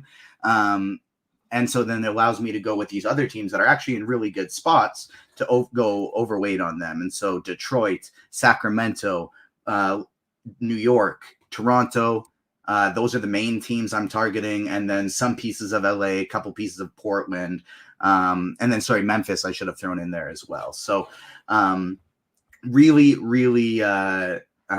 likings those specific teams there. And then the other thing I noticed on FanDuel specifically is there's a lot of really good like straight line pivots, like just like 1-for-1 pivots. For example, we got a guy like Luke Kennard picking up at $4,300, picking up nearly 43%, 42%, maybe close to 50 in some higher dollar contests and some smaller field contests. But then you have some other guys on the same team who are just a little bit more expensive, like a Vince Williams at $5,200. He's 15%. Zaire Williams at only $200 more. We're projecting for 2%. Well, I just want to play Zaire Williams in tournaments instead of Luke Kennard. Sure. They're not the same guy, but from a fantasy standpoint, they're pretty close. Kennard is more of a shooter. Zaire Williams more of a grinder, does some more peripheral things, but a lot of straight line pivots that I really like today. So I'll go quickly position by position and outline specifically just some of those tournament pivots that I really like today. So point guard, Brunson and Quickly, are Cole Anthony, Jaden Ivey. These are the guys that are picking up the most ownership today. All of them are fine, but a pivot to a Malik Monk who's playing Detroit, and he could, even if he only plays 20 minutes, but he still could get a couple extra minutes if this game gets a little ugly early and it happens in the proper time shift for him. Malik Monk could just put up 30 real points on Detroit like it's nothing in a quarter by going off against a team like that. He's projecting for 10%. We got Killian Hayes projecting for 20% for Detroit, Jaden Ivey at 20, but yet Alec Burks is only 3. Yes, Alec Burks for a point per dollar standpoint is not as good of a play, but he's a much better play at 3% ownership than those guys are at heavy ownership today in tournaments. So that's kind of the way I'm looking to make some pivots, just a few straight line ones that are looking really strong. And like at the shooting guard position, we have the exact same thing. It's Kennard, it's Herter. Give me Zaire and Vince Williams instead. Alec Burks is priced up on FanDuel. I don't really want to play him. That was more of just an example of instead of the same guys on the same team who are just projected a little bit higher, but have 10 times the ownership. Mm-hmm. Tim Hardaway Jr., I think, is an interesting kind of cheap value play at the shooting guard position here. Josh Hart is another one I like at not very high ownership. Similar priced guys with much lower ownership. That's my biggest stand on FanDuel today. It's basically all the same plays at the small forward position as the shooting guard, the Vince Williams, the Josh Harts. Keegan Murray is another player I don't mind getting to in tournaments today. And then Zaire Williams, who I mentioned previously, only has small forward eligibility. At the power forward, Chris Boucher, I do like today, even though he's going to be highly owned. But on the Raptors, I don't think it's crazy if you're playing a lot of lineups to make a couple pivots off of Boucher, play some Thad Young, who is projected for less than 1%. Now, again, this will go up if he ends up starting. But because that game is 2 hours after all the rest of them, everybody might have all their spots locked in. They may not be able to adjust. So we could end up getting Thad Young projecting for 18, 20 minutes. Not great, but at 3,500, not all that bad either. I'll also make pivoting to center. I'll also take some shots on Jonte Porter in MME. I do have a rule though. I'd want to play a max one of Boucher, Jonte Williams, and Thad Young. Max one in each of my lineups, but all of them are pretty strong tournament plays today, I think. And then other guys at the center position that I like today, Duop Reith is priced up, but I do think he still has a really nice ceiling. I like Chop's call on the show before of Isaiah Hartenstein in tournaments. He's priced up, but I think he is still a strong play. And then Jalen Duren, 4th highest owned center today. I think he should be a little bit higher. I do like him in tournaments still, even though he's picking up some ownership. Okay, very nice. We should mention this show sponsored by FanDuel. If you bet $5, you get $150 in bonus bets for new users in Arizona, Colorado, Illinois, Indiana, Iowa, Kansas, Louisiana, Maryland, Massachusetts, Michigan, New Jersey, New York, Ohio, Pennsylvania, Tennessee, Virginia, West Virginia, and Wyoming. Terms and conditions apply. Must be 21 and up. Gambling problem? Call 1-800-GAMBLER. Shout out to our sponsor, FanDuel, keeping this show free. QQ, is there a charge to press the like button? No, sir, there is not. You hit that like button. You keep this show free. There's a charge if you don't hit the like button, because we might put the show behind the paywall one day. So make sure you're hitting that like button as often as humanly possible. You can only do it once, I guess. Do it once per show. That would work. Let's kick it over to DK. And Ice, you get to walk us through the build over there. All right. So over on DK, the main thing I mentioned is the Anthony Davis, Domantas Sabonis price. They're only $100 apart. You also have Luka Doncic a lot cheaper over here. So I think the decision on the spend up is a lot tighter. Noto has Sabonis tagged. Personally, I prefer Anthony Davis. We talked about Pirtle being out for Toronto. So that's a really close decision. I wouldn't fault anybody either way for going Sabonis or Davis. And then Luka is the highest projected guy on the slate. So if you have conviction on the spot for Luka, I don't think that is wrong either. So the spend up is a bit of a decision point. For me, it is Anthony Davis. That will affect your build minimally. Like I said, Davis and Sabonis only 100 apart. You're spending a little bit more to get to Luka, but there is enough value where you can do that if that's your preference. Gotcha. Okay. Well, why don't you walk us through a build over there? All right. So we'll start with the point guard position. I personally do not have Luka, but I think he is in play. Killian Hayes is the big pricing difference. He's like $6K over on FanDuel, where he's $4,500 here on DraftKings. Jumping into the starting lineup for the injured Cade Cunningham should be safe for about 30 minutes. At that price, he's definitely a cash play here. Gary Trent, a guy we talked about a lot already, $4,400, nice price. Should have plenty of minutes available with no Pirtle today. If you're not going up for Luka, I think Brunson is in play as a second spend up.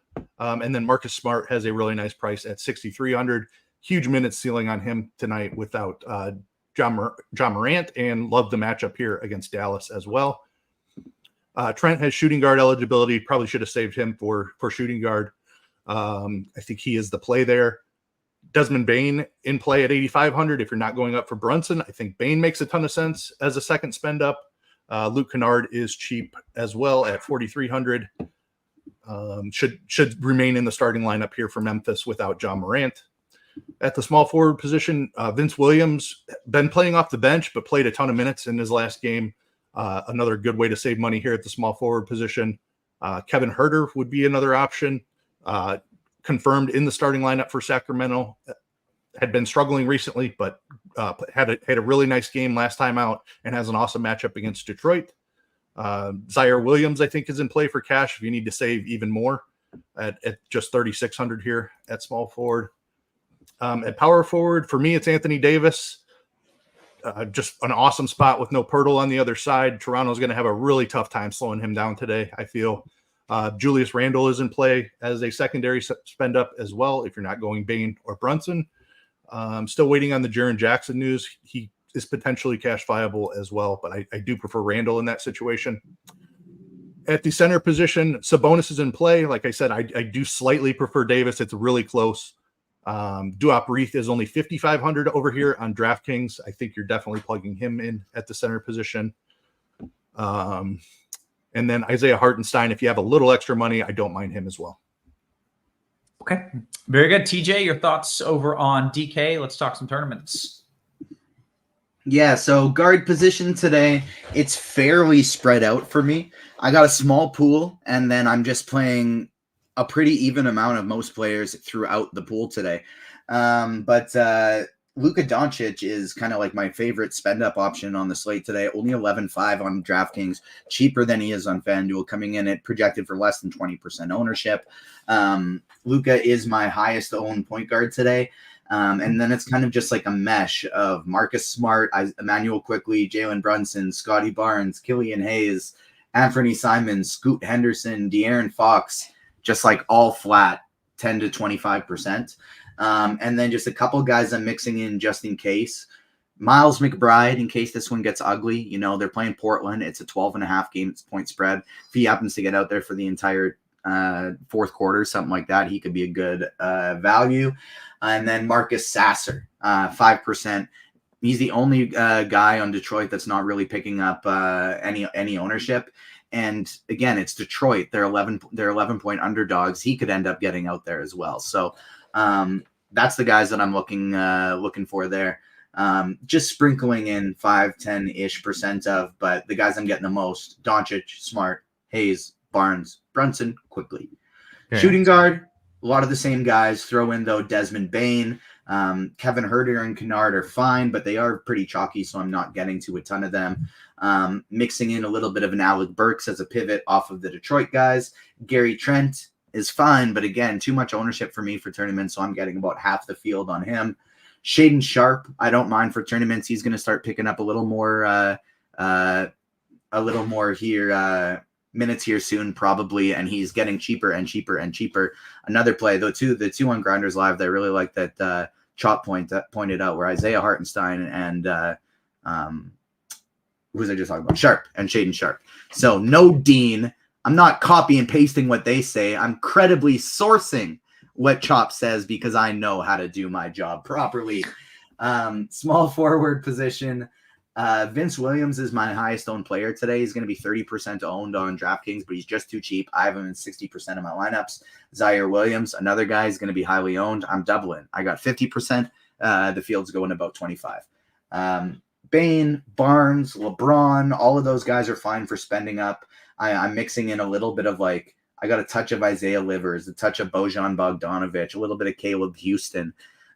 Just sprinkling in though, because my main guys, my three highest owned, are the Memphis guys: Williams, and Bane. Power forward, Zaire Williams, you can play here as well. This is where the Raptors start coming into play a little bit more, because you got Chris Boucher at 40%. In 40% of my lineups here on DraftKings. Siakam, I want to get in about 20. LeBron, Davis, that whole game, like that late night hammer, I really like in tournaments, especially here at the power forward position, because there's so many great options. Jeremy Grant, I'm trying to get twice as much as the field. I got 15% of him. Karl Anthony Towns' price still too low, even though it's not a great matchup. He's going to be 5%. He's still below 8K, and I'm going to be doubling the field on him. Center position, Duop Reith is my highest owned guy at the center position today. I'm doing another one of those build rules today in lineup HQ, where I want to have a utility or a center player at the utility position in all of my lineups to make sure I'm getting a lot of the Reiths, Boucher, Hartenstein, Anthony Davis, Jalen Duren, Domantas Sabonis, even a little bit of Goga Bitadze, since he's only going to be 1% owned. And then I am mixing in as well Jonte Porter and Thaddeus Young, both. Very good. Okay. With that, we have given out all the plays. Ice, anything you want to add before we dive into some QQs? I don't believe so. I think we covered it. Is this valid from Dean? He says, reminder that Bane loves to stick it to the Mavs for not drafting him. Is this a real narrative out there? He sounds like he made that up. No, that is actually a real narrative. He's from the Dallas area, Fort Worth, I believe. Oh, okay. And really wanted them to pick him. They took Josh Green over him, I believe, instead. So yes, that is a real thing. Okay, that makes more sense. I was like, what, is he mad at every team for not drafting him? I don't get it. Okay, now I get it. Okay, we've got some good questions coming in. Of course, I'm going to start as per usual in the RotoGrinders Discord. So let's start with Judonomi. TJ, single entry question for you on DK. Quickly Bogdanovic or Boncaro and Trent? Quickly and Bogdanovic. Okay, FanDuel Cash question. Ice, you want Biombo or Okeke? if Triple J is out, definitely Biyombo. I think I still lean Biyombo slightly. Okay. TJ, can you play this Okeke fella in tournaments? Like, I was looking at his game log and oof. Does he have upside? You could, but you don't need to. Like, if you land there as a last piece, it's cheap, whatever, but I think there's better options. I have him in one of my 20. Okay. DKGPP, TJ, Williams with a V and Schroeder, or Williams with a Z and Barrett? Don't really like Schroeder or Barrett, but I guess I'd go the first one because I like Williams with a V more. Okay. Carolina guy, FanDuel GPP, large field, TJ, one lineup, your favorite stud or studs? It's Luka Doncic. Okay. Very nice. Scrolling up a little bit into the YouTube chat, seeing what we got here. How about Mo Wagner as a pivot at center? And Ice, I'm going to loop you in. You can give your tournament thoughts as well. Mo Wagner is a pivot on. Oh, sorry, that was that one to Ice for me. I was going to say I don't think you need it on this slate. Like on a smaller. I mean, this slate is small, but there's just so many great center options. I don't think you need it. Okay. Yeah. Great. Same. Okay. Ice, FanDuel GPP, Ivy or Brogdon? I mean, Brogdon has really had his minutes cut back recently, so it's definitely Ivy. IM says, do we just throw out the Minnesota-Orlando game? Nobody's mentioned Towns. I looked at Towns. I was somewhat interested, TJ. I did mention him too. I brought him up as a tournament play. I like, even though that game's not great, he's still too cheap. He's fine, but I also do think you can like just throw out that game and for tournaments, if you're building a lot, just make the play smaller. So I didn't, but I did set a rule. I want maximum one player from each of those teams. So because I definitely don't want to stack it, and I do like. And Towns is probably my favorite of the whole crew. Okay, getting some pronunciation help. Okiki, not Okeke. All right, thanks. Joe says Triple J and Ice. I'll give this to you. Triple J, Doo-Wop, and Scoot, or Duran, Reith, and Smart? It's a FanDuel question. The second one for me. Okay. Can you play Siakam and Boucher together, TJ? Siakam and Boucher together. Yep. Boucher, Porter, and Young. I would only want to play one of them. I wouldn't want to pair any of them, but Siakam you can play with each of them. Okay. King List says, what are our thoughts on Boucher? I feel like we're all on board with that play, right? Yeah, definitely. Yeah, you take it. Should have extra minutes available today. There's a chance that he jumps into the starting lineup. I would say he's probably the third likeliest. I think it's going to be Thad Young or Gary Trent. But there is a chance that Boucher jumps into the starting lineup, and then he'd be a fantastic play, obviously, then. Okay. But currently not projected to start and popping everywhere. Gotcha. Okay. King Dash says, TJ, can we put Luka and AD in the same lineup on FanDuel and then just play all the chalk? Yeah, I think that's fine. Luka's going to be super low owned. If you can make that happen, that's no problem. Because on FanDuel he's 12-2, and so I think he's only we're projecting him for 10% ownership right now. So Luka is your way of getting different. Nice. Okay. Prem says quickly. This is a DKGPP. Ice, I'll give this to you. Quickly, Duran or Doo-Wop? Give me Duran there. Okay, great. Jumping back briefly here into the RG Discord is a cash question. Ice, I'm landing on Bismack. If Triple J plays and Bismack doesn't start, is he cash viable? Great question. Yeah, that is a good question. They seem to be very down on Xavier Tillman. So I think that Bismack is still safe-ish, even if he does not start. They're certainly like last game they did this weird thing. They started Tillman and they only played him 3 minutes. I just think they're out on Xavier Tillman. So I feel pretty good about Bismack today. Okay. DKGPP question, TJ, Schroeder or Sharp? Sharp. This is an interesting one from J Sam's. Ice, FanDuel single entry. If Triple J is out, do you mind fading Biyombo for somebody like Boucher or Dwight Powell, possibly playing both with AD at power forward? I'm not sure I understand exactly where he's coming from there. If Triple J is out, Bismack's going to become a very safe play from a minute standpoint. I think he's worried about the chalkiness of You could- Biombo. You could still play Especially- Boucher over Biombo, but don't play Dwight Powell over Biombo. In that situation, just go Biombo. And really don't play Dwight Powell over anyone. Correct. Ever. Hey, That's a fair statement. yeah. For what it's worth, the last time we said that, I think he actually put up a serviceable game. Damn But it. still don't do it. Yeah, all right. DK Cash question. Why would this is fun from Chinatown? Why would I play any Knicks guys in cash? Why? I guess he's worried about the blowout there, but they all have awesome roles since this trade. I don't know. Like, I get that they have there's a huge spread in that game. So if you're concerned about blowout risk, then don't play them. But Yeah. I think they can still smash even in a couple fewer minutes than projected. Okay, great. Mixtape Dave, DK single entry. TJ, you want Trent, Herter, or Kennard, the Nard dog? I would go Trent of that group. Okay. We've got about 6 minutes here until we hit lock. Going to scroll up into the YouTube chat just a little bit and see what we got here. Frazier says, what are your thoughts on Keegan Murray? I like him in tournaments. Yeah. Okay. Ice, I will give this to you. Your favorite GPP play of the night. Give me, if I'm spending up, it's Anthony Davis for sure. I just feel like he's going to smash in the spot. Okay. Let's see.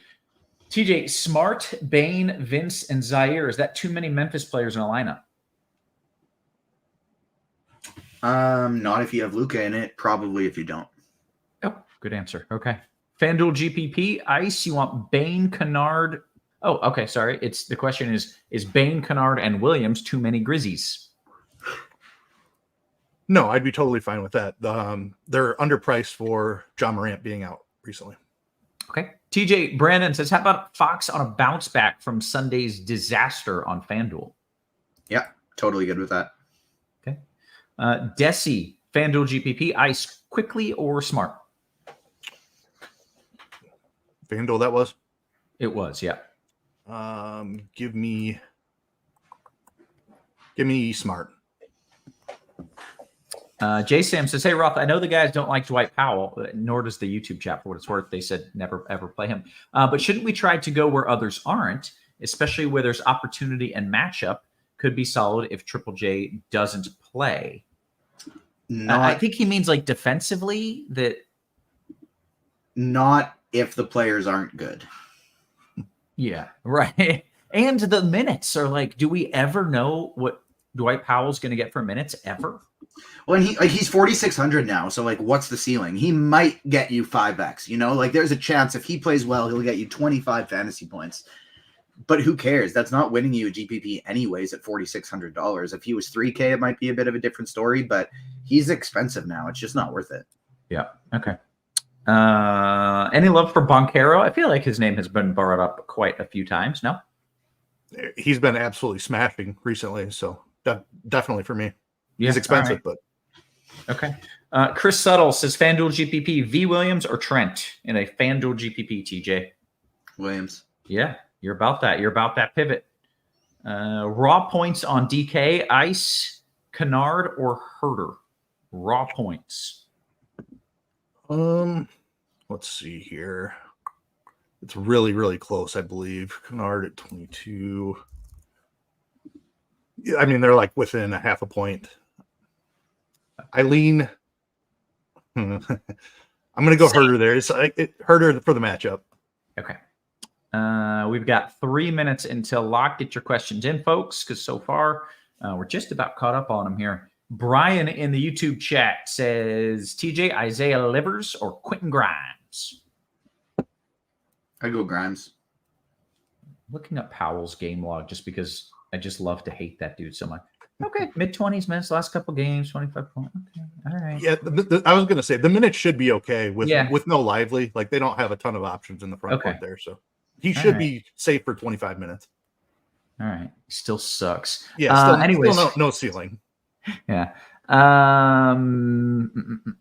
Luca and Grant Williams are available tonight. FanDuel cash question. Ice, you want Duran or Hartenstein? Good question. Really like both of them tonight. Like if you're worried about blowout stuff at all, it's definitely Duran, I think. I mean, I guess, yeah, it's Duran for me too. Yeah, that's what I was gonna say, but it's Duran for me. Okay. DK single entry GPP. Do you like Killian Hayes? I am glad that question was asked because I was about to ask it. TJ?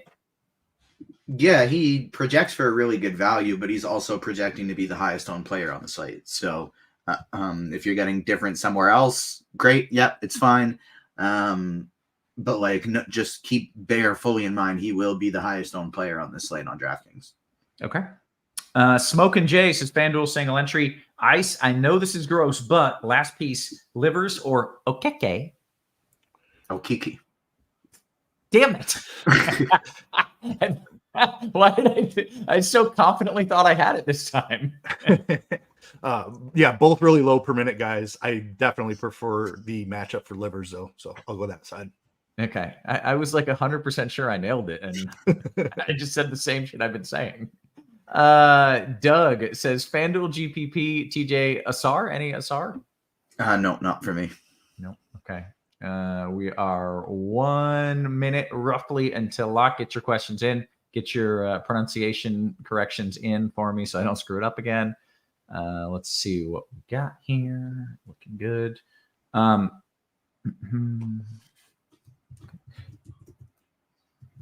TJ, I got Triple J. Is that okay? Yeah, as long as he plays. Okay. If he doesn't play, that could get interesting. All right. Brandon says DK GPP. Any love for Simons? I missed that question earlier, but somebody asked it. Yeah, he's fine. He always has a high ceiling and pretty low floor, but he's always like that's fine for GPPs. Okay. Kodiak. Ice, you want Edwards and Bojan or Bain and Hartenstein? This is FanDuel single entry. Bain and Hartenstein. DK GPP question. TJ, right back to you. Less than a minute here. Smart or Ivy? Zaire Williams is his only Grizz right now, I think he's saying. Smart. Okay, great. Good question from Jackson there. And with that, we did it. We hit the lock. We gave out the plays. Any Sasser love? There was Sasser love. Was it TJ's? Yeah, TJ mentioned him. I like it. Like if you think that's blown out, like Sasser could get real run, and he's a good per minute guy. Like he can score some points. Mm-hmm. Yeah, and like there's a question about Mo Wagner before, and I kind of thought like, no, we don't really need it because like I'd just rather play Batate. He's projected for 1% ownership. But for the Sasser and Hayes situation, Hayes is projected to be the highest owned player on DraftKings. So I think Sasser actually makes a pretty great tournament pivot because you're getting a lot of leverage on that. Doug L asked Houston or Okiki, and I would go Caleb Houston in that spot. Okay. I'm being told my pronunciation is actually correct for what it's worth, and that you Kiki fellas are wrong, and KK over here is right. I've heard it both ways, so I'm not sure what the correct pronunciation is. Let me check Basketball Reference real quick. All right. Okay, let's do it. I will hang out with you. Cubs just signed Shota Imanaga, apparently. Let's go. Love Who? Japanese pitcher. Oh, is he the guy that everybody was trying to? Not the the guy. That's Yamamoto, but Imanaga's a nice consolation prize. Like the Dodgers paid Yamamoto like crazy. I don't know how much the Cubs gave Imanaga, but love it. Love it. We needed a pitcher bad, so it is according to Basketball Reference. OKK. Is that what I was saying? I think that's what I was saying. Yeah, that is what you're saying. All right. I'm proud of you. Suck at YouTube chat. All right. Anyways, with that, we're going to bounce on out of here. So for TJ, for Ice, for our wonderful production crew, always working hard behind the scenes, guys, hit us a little thumbs up on your way out. We appreciate you. We love it. And we will catch you tomorrow. You have been crushed.